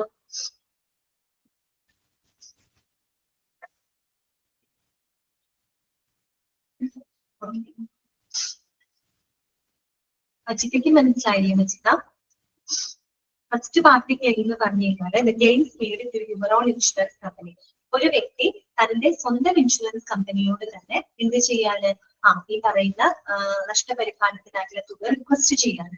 അതാണ് ഫസ്റ്റ് പാർട്ടി ക്ലെയിം. അയാൾ പോളിസി എടുത്തിട്ടുള്ള വ്യക്തിയാണ്, അയാൾക്ക് എന്തെങ്കിലും നാശനഷ്ടം സംഭവിച്ചാൽ തന്റെ സ്വന്തം കമ്പനിയോട് തന്നെ അയാൾ എന്ത് ചെയ്യാണ്, ആ ഒരു നഷ്ടം പരിഹാരത്തിനായിട്ടുള്ള തുകയ്ക്ക് വേണ്ടിയിട്ട് ക്ലെയിം ചെയ്യുന്നതാണ് first party claim. Third party claim എന്ന് പറഞ്ഞാല് മൂന്നാമതൊരു വ്യക്തി എന്ത് ചെയ്യാണ്, പോളിസി ഹോൾഡറുടെ കമ്പനിയോട് നഷ്ടപരിഹാരത്തിനായിട്ട് റിക്വസ്റ്റ് ചെയ്യാം. അതാണ് തേർഡ് പാർട്ടി. ഞാൻ പറഞ്ഞില്ലേ, അജിത്ത് എന്ന് പറയുന്ന വ്യക്തി കാർ ഓടിച്ചു പോകുന്നു. അദ്ദേഹം ഒരു പോളിസി എടുത്തിട്ടുള്ള തേർഡ് പാർട്ടി പോളിസി എടുത്തിട്ടുള്ള ഒരു വ്യക്തിയാണ് ആര്, അജിത്ത്. അപ്പൊ അദ്ദേഹം കാർ ഓടിച്ചു പോകുന്ന സമയത്ത് സുരേഷ് എന്ന് പറയുന്ന വ്യക്തിയുടെ കാറുമായിട്ട് തട്ടാണ്. അപ്പൊ എന്ത് സംഭവിക്കുന്നു, സുരേഷിന്റെ കാറിന് കേടുപാടുകൾ വരാണ്. അപ്പൊ സുരേഷ് എന്ത് ചെയ്യാണ്, അജിത്തിന്റെ ഇൻഷുറൻസ് കമ്പനിയുടെ ഈ പറയുന്ന ആ ഒരു ഇൻഷുറൻസ് ക്ലെയിം ചെയ്യുന്നത്. ആ ഒരു അവസ്ഥയെയാണ് അത് തേർഡ് പാർട്ടി, മൂന്നാമതൊരു വ്യക്തി പോളിസി ഹോൾഡറുടെ ഇൻഷുറൻസ് കമ്പനി കൊണ്ട് തുകയ്ക്ക് വേണ്ടിയിട്ട് റിക്വസിഷൻ കൊടുക്കുന്നത്. അത് സെറ്റായില്ലേ? അടുത്തതാണ് എക്സ്ക്ലൂഷൻ. Okay, exclusion. എക്സ്ക്ലൂഷൻ എന്താ നോക്കാം. എക്സ്ക്ലൂഡ് ചെയ്യാന്ന് വെച്ചാൽ എന്താ, എക്സ്ക്ലൂഷൻ എന്ന് വെച്ചാൽ എന്താ, ഒഴിവാക്കുക അല്ലെ. അതല്ലേ അർത്ഥം. എക്സ്ക്ലൂഡ് ചെയ്യാന്ന് പറഞ്ഞാൽ എന്താ, എക്സ്ക്ലൂഷൻ മീൻസ് ഒഴിവാക്കുക എന്നർത്ഥം അല്ലെ. അത് തന്നെ. അതായത് specific conditions or circumstances enlisted in the policy that are not covered by the policy. അതായത് എല്ലാ ഇൻഷുറൻസ് പോളിസികളും ചില ഇൻഷുറൻസ് പോളിസികള് കവർ ചെയ്യാത്ത അല്ലെങ്കിൽ പരിരക്ഷ കൊടുക്കാത്ത ചില പ്രത്യേക സാഹചര്യങ്ങളുണ്ട്, ചില കണ്ടീഷൻസ് ഉണ്ട്. അതിനെയാണ് നമ്മൾ എക്സ്ക്ലൂഷൻസ് എന്ന് പറയുന്നത്. നമ്മൾ പറയുന്ന ഇപ്പൊ ഒരു ഹെൽത്ത് ഇൻഷുറൻസ് എടുത്തിട്ടുണ്ടെന്ന് തന്നെ ഇരിക്കട്ടെ, എല്ലാ പ്രോബ്ലത്തിനും ചിലപ്പോൾ ഇൻഷുറൻസ് പരിരക്ഷ കിട്ടിയതൊന്നും വരില്ല. ചില കാര്യങ്ങൾക്ക്, ചില കണ്ടീഷൻസ്, അതിന് ചില സാഹചര്യങ്ങൾക്ക് ഇത് കൊടുക്കില്ല, ഇൻഷുറൻസ് കവറേജ് ലഭിക്കില്ല. അങ്ങനെയുള്ള കണ്ടീഷൻസിനെയാണ് നമ്മൾ അതായത് ഇൻഷുറൻസ് കവറേജ് പരിരക്ഷ കൊടുക്കുന്നതിന് നമ്മൾ ഒഴിവാക്കിയിട്ടുണ്ട്, അതായത് എക്സ്ക്ലൂഡ് ചെയ്തിട്ടുണ്ട്. അതുകൊണ്ടാണ് അത് എക്സ്ക്ലൂഷൻ എന്ന് പറയുന്നത് കേട്ടോ. ചില സ്പെഷ്യൽ റിസ്കുകള്, ചില റിസ്കുകളാവും, ചില ഇഞ്ചുറീസുകൾക്ക്, ചില പ്രത്യേക തരത്തിലുള്ള ഡാമേജുകൾക്കൊന്നും ഇത് കൊടുക്കില്ല, ഈ പറയുന്ന പോളിസി കവറേജ് കൊടുക്കുന്നില്ല. അങ്ങനെയുള്ള കാര്യങ്ങളെയാണ്, അത്തരം കണ്ടീഷൻസിനെയൊക്കെ അങ്ങനെയാണ് നമ്മൾ എക്സ്ക്ലൂഷൻ എന്നുകൊണ്ട് ഉദ്ദേശിക്കുന്നത്. ഇപ്പൊ നമ്മൾ പറഞ്ഞല്ലോ ചില റിസ്കിന് കൊടുക്കൂല എന്ന് പറഞ്ഞു. റിസ്ക് എന്ന് പറഞ്ഞാൽ ഉദ്ദേശിക്കുന്നത് പോസിബിലിറ്റി ഓഫ് എ ലോസ്, അതായത് ഒരു നഷ്ടമാണ്, നഷ്ടം സംഭവിക്കാൻ സാധ്യതയുള്ള റിസ്ക്. ഒരു എക്സാമ്പിൾ പറഞ്ഞാൽ നിങ്ങൾക്ക് പെട്ടെന്ന് കേൾക്കാവും. അതായത് നമ്മളിപ്പോ ഒരു ഹെൽത്ത് ഇൻഷുറൻസ് എടുത്തിട്ടുണ്ടെന്ന് വിചാരിക്കാം. ഓക്കെ, ഒരു ലൈഫ് ഇൻഷുറൻസ് എടുത്തിട്ടുണ്ടെന്ന് വിചാരിക്കാം. ലൈഫ് ഇൻഷുറൻസ് പോളിസി എടുത്തു. അതിൽ കൃത്യമായിട്ട് പറഞ്ഞിട്ടുണ്ട് നമുക്ക് എന്തെങ്കിലും ആക്സിഡന്റോ അല്ലെങ്കിൽ അപകടങ്ങളൊക്കെ വന്നു കഴിഞ്ഞാൽ നമ്മുടെ ലൈഫ് ഇൻഷുറൻസ് കിട്ടുന്ന സംഭവം. അതേസമയം നമ്മൾ സൂയിസൈഡ് ചെയ്യുകയാണെങ്കിൽ എന്ത് കിട്ടില്ല, ഹെൽത്ത് ഇൻഷുറൻസ് ആ ലൈഫ് ഇൻഷുറൻസ് കിട്ടില്ല. അങ്ങനെ അതിൽ കൃത്യമായിട്ട് ആ പോളിസിക്ക് എതിരെ രേഖപ്പെടുത്തി. നമുക്കൊരു ജീവഹാനിക്കുള്ള ഒരു ഇൻഷുറൻസ് പരിരക്ഷയാണ് നമ്മൾ എടുത്തേക്കുന്നത്. പക്ഷെ ആ പോളിസിയിൽ കൃത്യമായിട്ട് എഴുതിയിട്ടുണ്ട് എന്ത്, ആത്മഹത്യകൾക്ക് എന്ത് ലഭിക്കില്ല, ഹെൽത്ത് ഇൻഷുറൻസ് ഹെൽത്ത് അല്ല ലൈഫ് ഇൻഷുറൻസ് കൊടുക്കില്ല.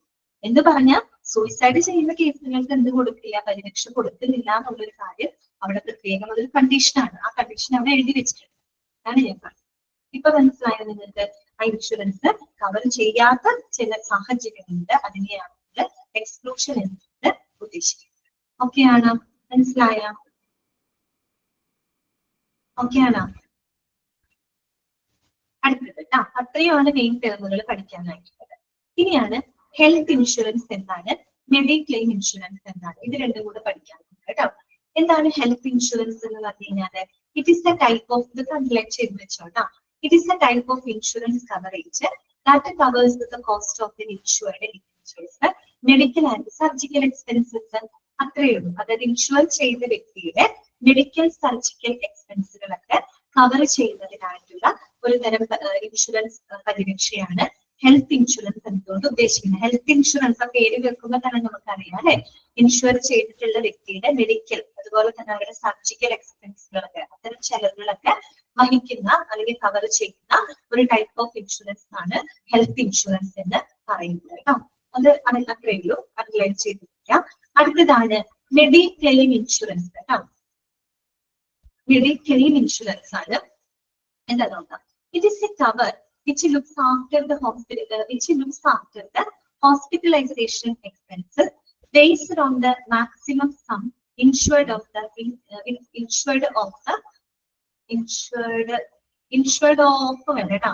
maximum sum insured with regard to അങ്ങനെ കേട്ടോ. ഇവിടെ ഒരു ഓഫ് ദി ഇൻഷുർഡ് ഇല്ലേ, അത് കേട്ടോ. അതിങ്ങനെ വായിക്കാം. Mediclaim insurance is a cover which looks after the hospitalization expenses based on the maximum sum insured with regard to the following situation. കേട്ടോ, അങ്ങനെ ഒന്ന് വായിക്കാം.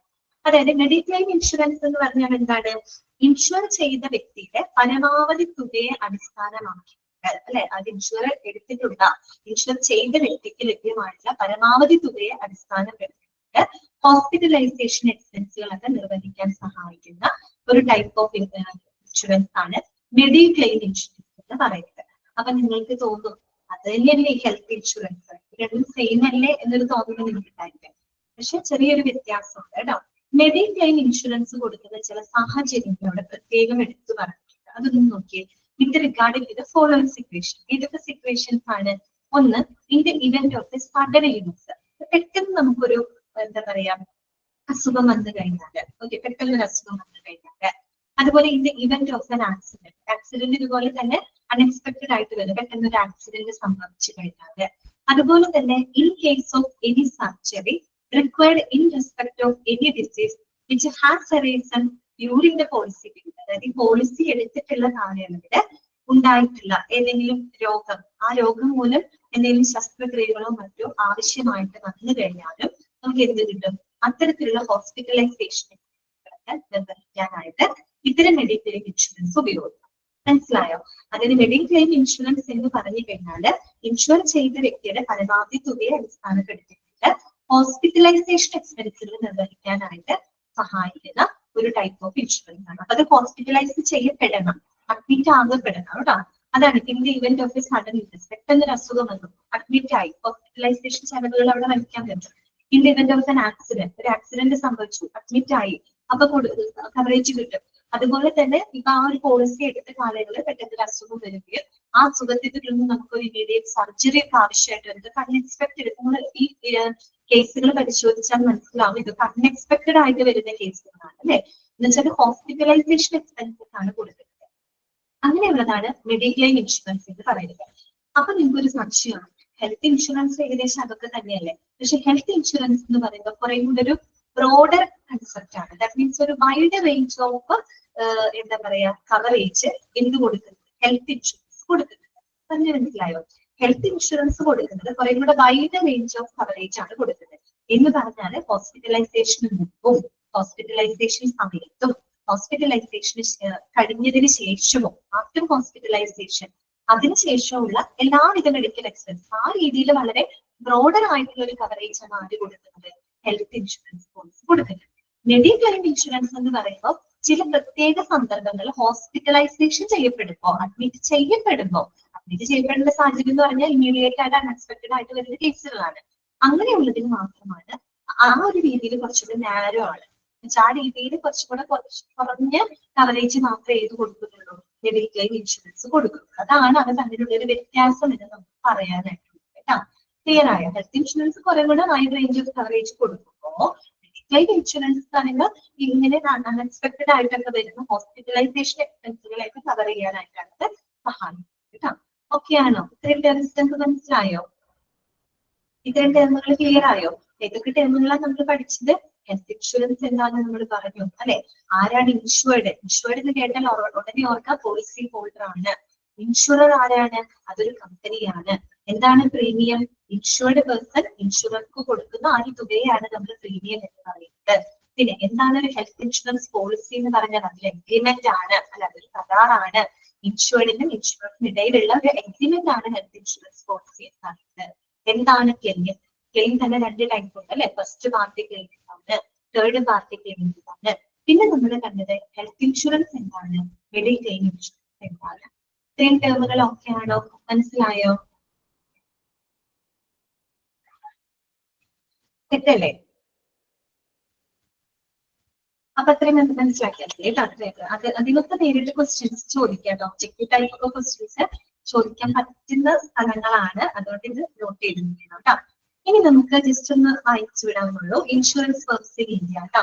നമ്മുടെ ഇന്ത്യയിലുള്ള പ്രധാനപ്പെട്ട ചില ഇൻഷുറൻസ് ഫേംസുകളാണ് കേട്ടോ ലിസ്റ്റ് ഔട്ട് ചെയ്തിരിക്കുന്നത്. മേജർ ഫണ്ട്സ് ഒരുപാടുണ്ട്. മേജർ ആയിട്ടുള്ള കുറച്ച് രണ്ടെണ്ണം എക്സാമ്പിളിന് വേണ്ടി തന്നേക്കുണ്ട്. പഠിക്കൊന്നും വേണ്ട, വായിച്ചിട്ടാൽ മതി. അവൈവ ലൈഫ് ഇൻഷുറൻസ്, പിന്നെ ബജാജ് അലയൻസ്, ഇതൊക്കെ നിങ്ങൾ ചിലപ്പോൾ കേട്ടിട്ടുണ്ടാവും. ബജാജ് അലയൻസ് ഒക്കെ കേട്ടിട്ടുണ്ട്. Bharti ICICI Prudential, Max New York, MetLife India, ഇതൊക്കെ വളരെ എന്താ പറയാ മേജർ ആയിട്ടുള്ള ഇൻഷുറൻസ് ഫേംസ് ആണ് കേട്ടോ. നമ്മുടെ ഇന്ത്യയിൽ പ്രവർത്തിക്കുന്ന പ്രധാനപ്പെട്ട ഇൻഷുറൻസ് ഫേംസുകളാണ്. ഓക്കെ, വെറുതെ വായിച്ചാൽ മതി, വേറെ ഒന്നുമില്ല കേട്ടോ. അടുത്തത് advantages of health insurance scheme കേട്ടോ. ഇനി നമ്മൾ ഈ പറയുന്ന ഹെൽത്ത് ഇൻഷുറൻസ് സ്കീമിന്റെ അഡ്വാൻറ്റേജസ്, അതിന്റെ പ്രയോജനങ്ങൾ എന്തൊക്കെയാണ് പ്രയോജനങ്ങൾ നമുക്കറിയാവുന്നതാണ് അല്ലെ. ഒന്നാമത്തെ എന്താണ്? Direct out of pocket payments result in financial crisis accessing the health care. Insurance coverage permit a poor patient to access highly costly health care service. എന്താണ് പറയുന്നത്? ഇപ്പൊ നമുക്കൊരു എന്താ പറയുക, നമ്മൾ ഡയറക്റ്റ് ആയിട്ട് നമ്മുടെ കയ്യിൽ നിന്ന് പൈസ എടുക്കുകയാണെങ്കിൽ അല്ലെ, നമ്മുടെ ഒരു ഹെൽത്ത് കെയറിന് വേണ്ടിയിട്ട്, ആരോഗ്യ സേവനങ്ങൾക്ക്, ആരോഗ്യ പരിചരണത്തിന് വേണ്ടിയിട്ട് നമ്മുടെ പോക്കറ്റിൽ നിന്ന് നേരിട്ട് നമ്മുടെ കയ്യിൽ നിന്ന് പൈസ എടുക്കുമ്പോൾ സ്വാഭാവികമായിട്ട് നമുക്ക് വളരെയധികം സാമ്പത്തിക പ്രതിസന്ധി വരാൻ ചാൻസ് ഉണ്ട് അല്ലെ. അതേസമയം ഇത്തരത്തിലുള്ള ഇൻഷുറൻസ് കവറേജ് എന്ന് പറയുന്നത് ഏത് പാവപ്പെട്ട വ്യക്തിക്കും അത്യാവശ്യം ഹൈലി കോസ്റ്റ്ലി ആയിട്ടുള്ള എന്താ പറയാ ഹെൽത്ത് കെയർ സർവീസുകളൊക്കെ ലഭിക്കുന്നതിന് അവരെ സഹായിക്കുന്നത് ഇത്തരത്തിലുള്ള ഇൻഷുറൻസ് കവറേജുകളാണ്. നമുക്കറിയാവുന്ന കാര്യമാണ് അല്ലെ. ഏത് പാവപ്പെട്ട വ്യക്തികൾക്കും എന്ത് ചെയ്യാൻ അത്യാവശ്യം ഹൈലി കോസ്റ്റ്ലി ആയിട്ടുള്ള ആരോഗ്യ സേവനങ്ങൾ ഇത്തരം ഇൻഷുറൻസ് കവറേജിലൂടെ ലഭ്യമാക്കാനായിട്ട് നമുക്ക് സാധിക്കും അല്ലെ. പൈസ ഇല്ലാത്തതിന്റെ പേരിൽ നമുക്ക് അവിടെ ബുദ്ധിമുട്ട് വരില്ല. ഇത്തരം കവറേജ് ഉണ്ടെങ്കിൽ നമുക്ക് അതിനകത്തൊരു പെൻഷൻ ലഭിക്കുന്നുണ്ട്.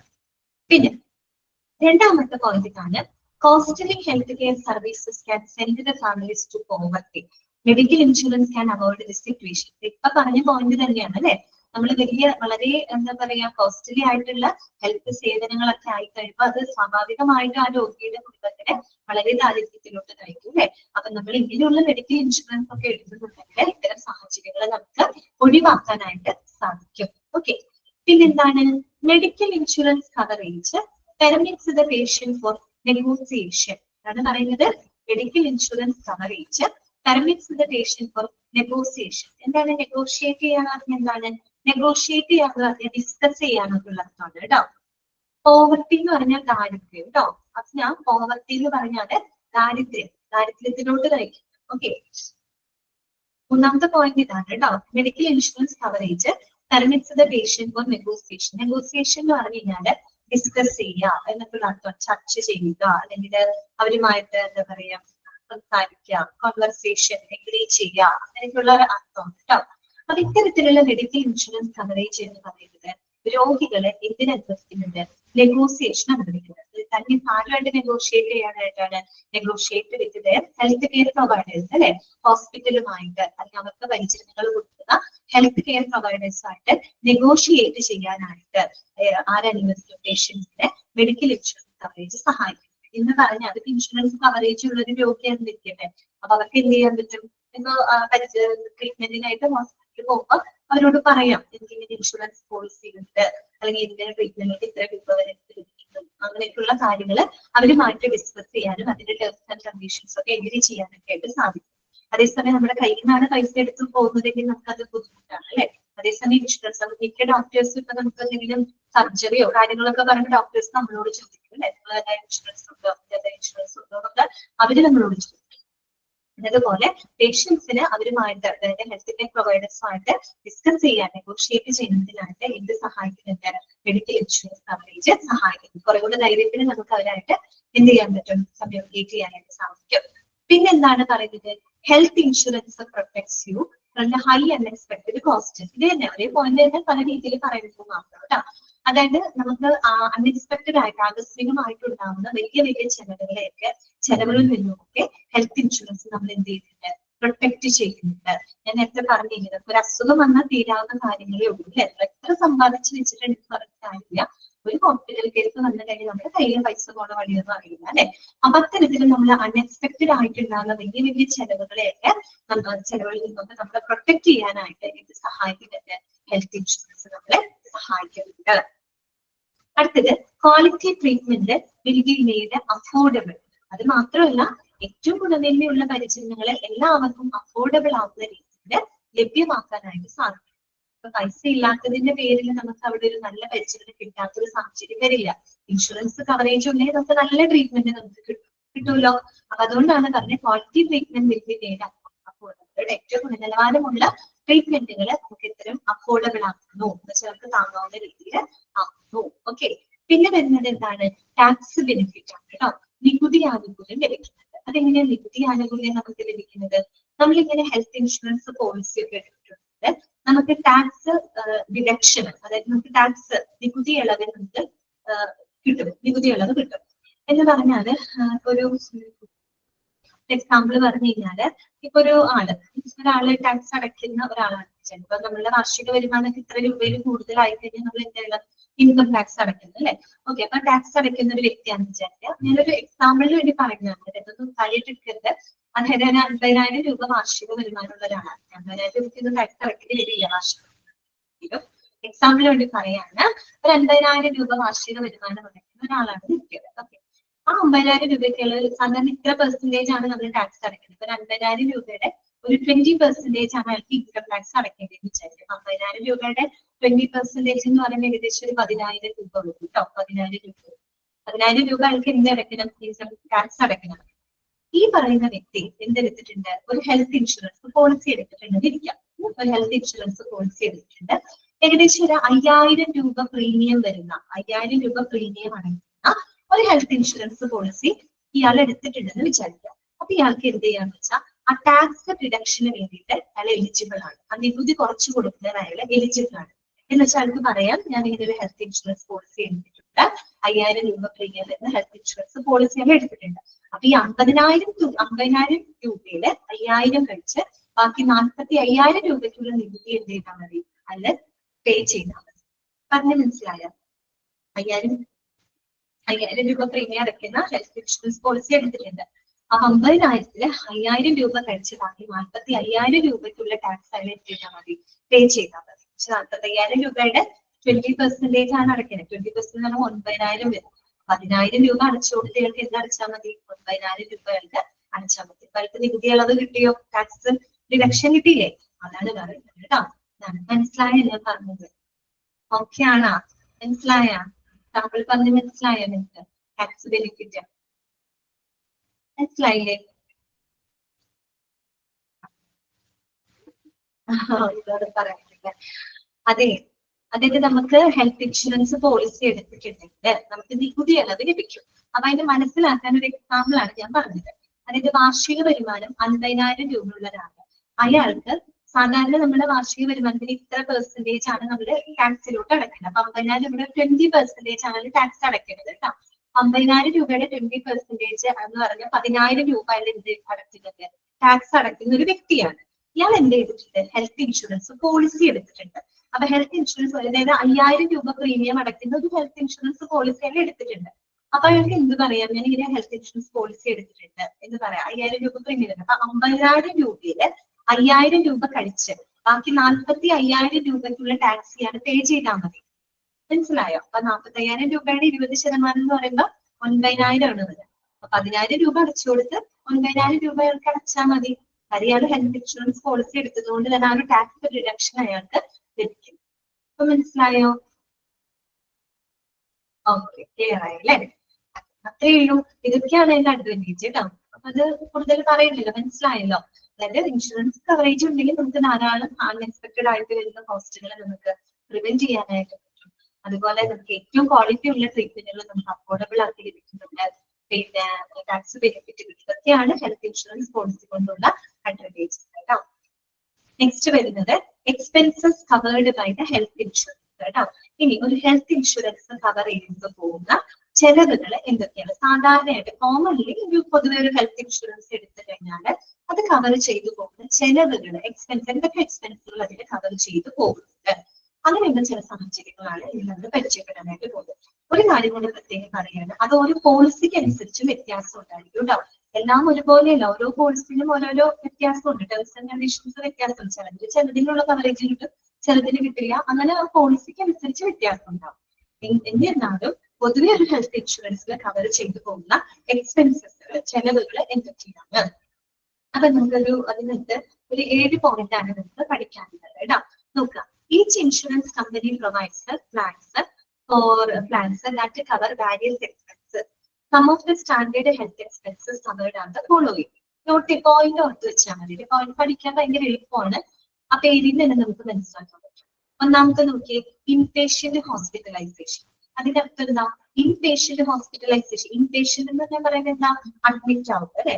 എന്ന് പറഞ്ഞാൽ അഡ്മിറ്റ് ആവുമ്പോൾ നമുക്ക് വരുന്ന ഹോസ്പിറ്റൽ എക്സ്പെൻസുകൾക്കുള്ള കവറേജ് കിട്ടുന്നു. ഇത്രയുള്ളൂ എനിക്ക് മനസ്സിലാക്കാനായിട്ട് കേട്ടോ. അത്രേ ഉള്ളൂ. അപ്പൊ നമുക്ക് ഇൻ പേഷ്യന്റ് ഹോസ്പിറ്റലൈസേഷൻ.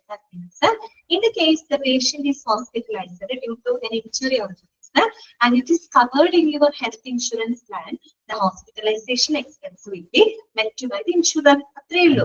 അതായത് ഹോസ്പിറ്റലിൽ നമ്മൾ അഡ്മിറ്റ് ആണ്, ഇൻപേഷ്യന്റ് ഹോസ്പിറ്റലൈസേഷൻ എന്തെങ്കിലും അസുഖം വന്ന് അല്ലെങ്കിൽ നമുക്ക് എന്തെങ്കിലും അപകടങ്ങൾ സംഭവിച്ച് ഒരു രോഗി അഡ്മിറ്റ് ചെയ്യപ്പെടുമ്പോ ഹോസ്പിറ്റലൈസ് ചെയ്യപ്പെടുമ്പോ അദ്ദേഹം എടുത്തിട്ടുള്ള ഇൻഷുറൻസ് പ്ലാനിൽ കവറേജ് കിട്ടുന്നുണ്ടെങ്കിൽ ഹോസ്പിറ്റലൈസേഷൻ എക്സ്പെൻസുകളൊക്കെ വർദ്ധിക്കാനൊരു കവറേജ് കൊടുക്കുന്നുണ്ട്. അത്തരം ചെലവുകൾ അവിടെ വഹിക്കാനായിട്ട് പറ്റും. എന്തൊക്കെയാണെന്ന് നോക്കിയേ, റൂം റെന്റ് അല്ലെ, റൂമിന്റെ റെന്റ്, അതുപോലെ nursing expenses, ICU charges, doctor consultation, surgery, പിന്നെ other cost like surgical tools, diagnostic material, അങ്ങനെയുള്ള കാര്യങ്ങളൊക്കെ ഇത്തരത്തിലുള്ള മെഡിക്കൽ എക്സ്പെൻസ്, അതായത് നമ്മൾ ഹോസ്പിറ്റലൈസ് ചെയ്യപ്പെടുമ്പോൾ വരുന്ന ചെലവുകളാണ് അല്ലെ. റൂം എടുക്കേണ്ടിരിക്കുന്നത് റൂം റെന്റ് കൊടുക്കണം, നഴ്സിംഗ് എക്സ്പെൻസസ് വരും, ICU ചാർജുകൾ, ICU ആയിട്ടുണ്ടെങ്കിൽ ചിലപ്പോൾ അതിന്റെ ചാർജുകൾ, ഡോക്ടറുടെ കൺസൾട്ടേഷൻ, സർജറി വേണമെങ്കിൽ സർജറിയുടെ മറ്റുള്ള കോസ്റ്റ്, സർജിക്കൽ ടൂൾസുകൾ, ഡയഗ്നോസ്റ്റിക് മെറ്റീരിയൽസ്, അതിനൊക്കെയുള്ള ചെലവുകളും മറ്റും അതിനുള്ള കവറേജ് നമുക്ക് ഇതിലൂടെ ലഭിക്കുന്നു കേട്ടോ. അത്രയേ ഉള്ളൂ പേഷ്യന്റ് ഹോസ്പിറ്റലൈസേഷൻ കേട്ടോ. ഓക്കെ, പിന്നെ പ്രീ ഹോസ്പിറ്റലൈസേഷൻ നാളെ പറയാം. എന്നാലും പേര് കേൾക്കുമ്പോൾ തന്നെ നിങ്ങൾക്ക് ഊഹിക്കാൻ പറ്റും. പ്രീ ഹോസ്പിറ്റലൈസേഷൻ എന്ന് പറഞ്ഞാൽ എന്താ, ഹോസ്പിറ്റലൈസേഷന് മുമ്പ് എന്ന് വെച്ചാൽ അഡ്മിറ്റ് ആകുന്നതിന് മുമ്പ് വരുന്ന ചില എക്സ്പെൻസുകൾ. നമ്മൾ ഇടയ്ക്ക് റൂട്ടീൻ ആയിട്ട് വല്ല ഹെൽത്ത് ചെക്കപ്പ് ചെയ്യുക, അല്ലെങ്കിൽ നമ്മൾ ഇടയ്ക്ക് ഒരു ഡോക്ടറെ പോയി കൺസൾട്ട് ചെയ്യുക, അല്ലെങ്കിൽ പിന്നെ ബ്ലഡ് ടെസ്റ്റോ എക്സ്റേയോ അതൊക്കെ എടുക്കുക. അത് നമ്മൾ അഡ്മിറ്റ് ചെയ്തിട്ട് ചെയ്യേണ്ട കാര്യമില്ല അല്ലെ. ഹോസ്പിറ്റലൈസേഷന് മുമ്പ് നമ്മൾ ചിലപ്പോൾ റൂട്ടീൻ ആയിട്ടൊക്കെ ചെയ്യുന്ന ചില ചെക്കപ്പുകളും കാര്യങ്ങളൊക്കെ ഉണ്ടാവും. അപ്പൊ അതിനുള്ള എക്സ്പെൻസുകൾ അതിലേക്ക്, അതായത് പ്രീ ഹോസ്പിറ്റലൈസേഷൻ. അപ്പൊ പോസ്റ്റ് ഹോസ്പിറ്റലൈസേഷൻ എന്തായിരിക്കും? പോസ്റ്റ് എന്ന് പറയുന്നത് എന്തായിരിക്കും? പോസ്റ്റ് ഹോസ്പിറ്റലൈസേഷൻ എന്ന് പറഞ്ഞാൽ എന്തായിരിക്കും?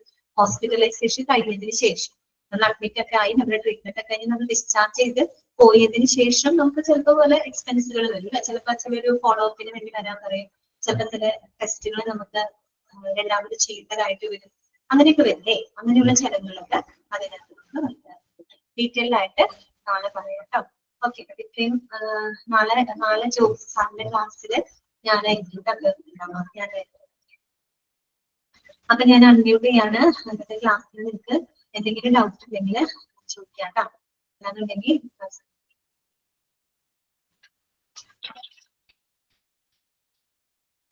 അപർണ മിസ് ഉണ്ടാവും കേട്ടോ നിങ്ങൾക്ക്. ശരി, ഇപ്പം എന്റെ 3 അവറിൽ 1 അവർ ഞാൻ മിസ്സിന് കൊടുക്കുന്നുണ്ട്. സോ അപർണ മിസ് ഉണ്ടാവും കേട്ടോ.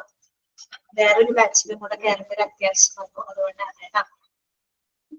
3 അവർ ഉള്ളത് 2 അവറാക്കി ചുരുക്കിയിട്ടുണ്ട്. അപ്പൊ 2 അവർ വേറൊരു ബാച്ചില് പെട്ടെന്ന് കയറേണ്ടിയിരുന്നു, അതുകൊണ്ടാണ് അപർണ മിസ് ചാപ്റ്റർ ഷെയർ ചെയ്യാനുണ്ടാവും കേട്ടോ.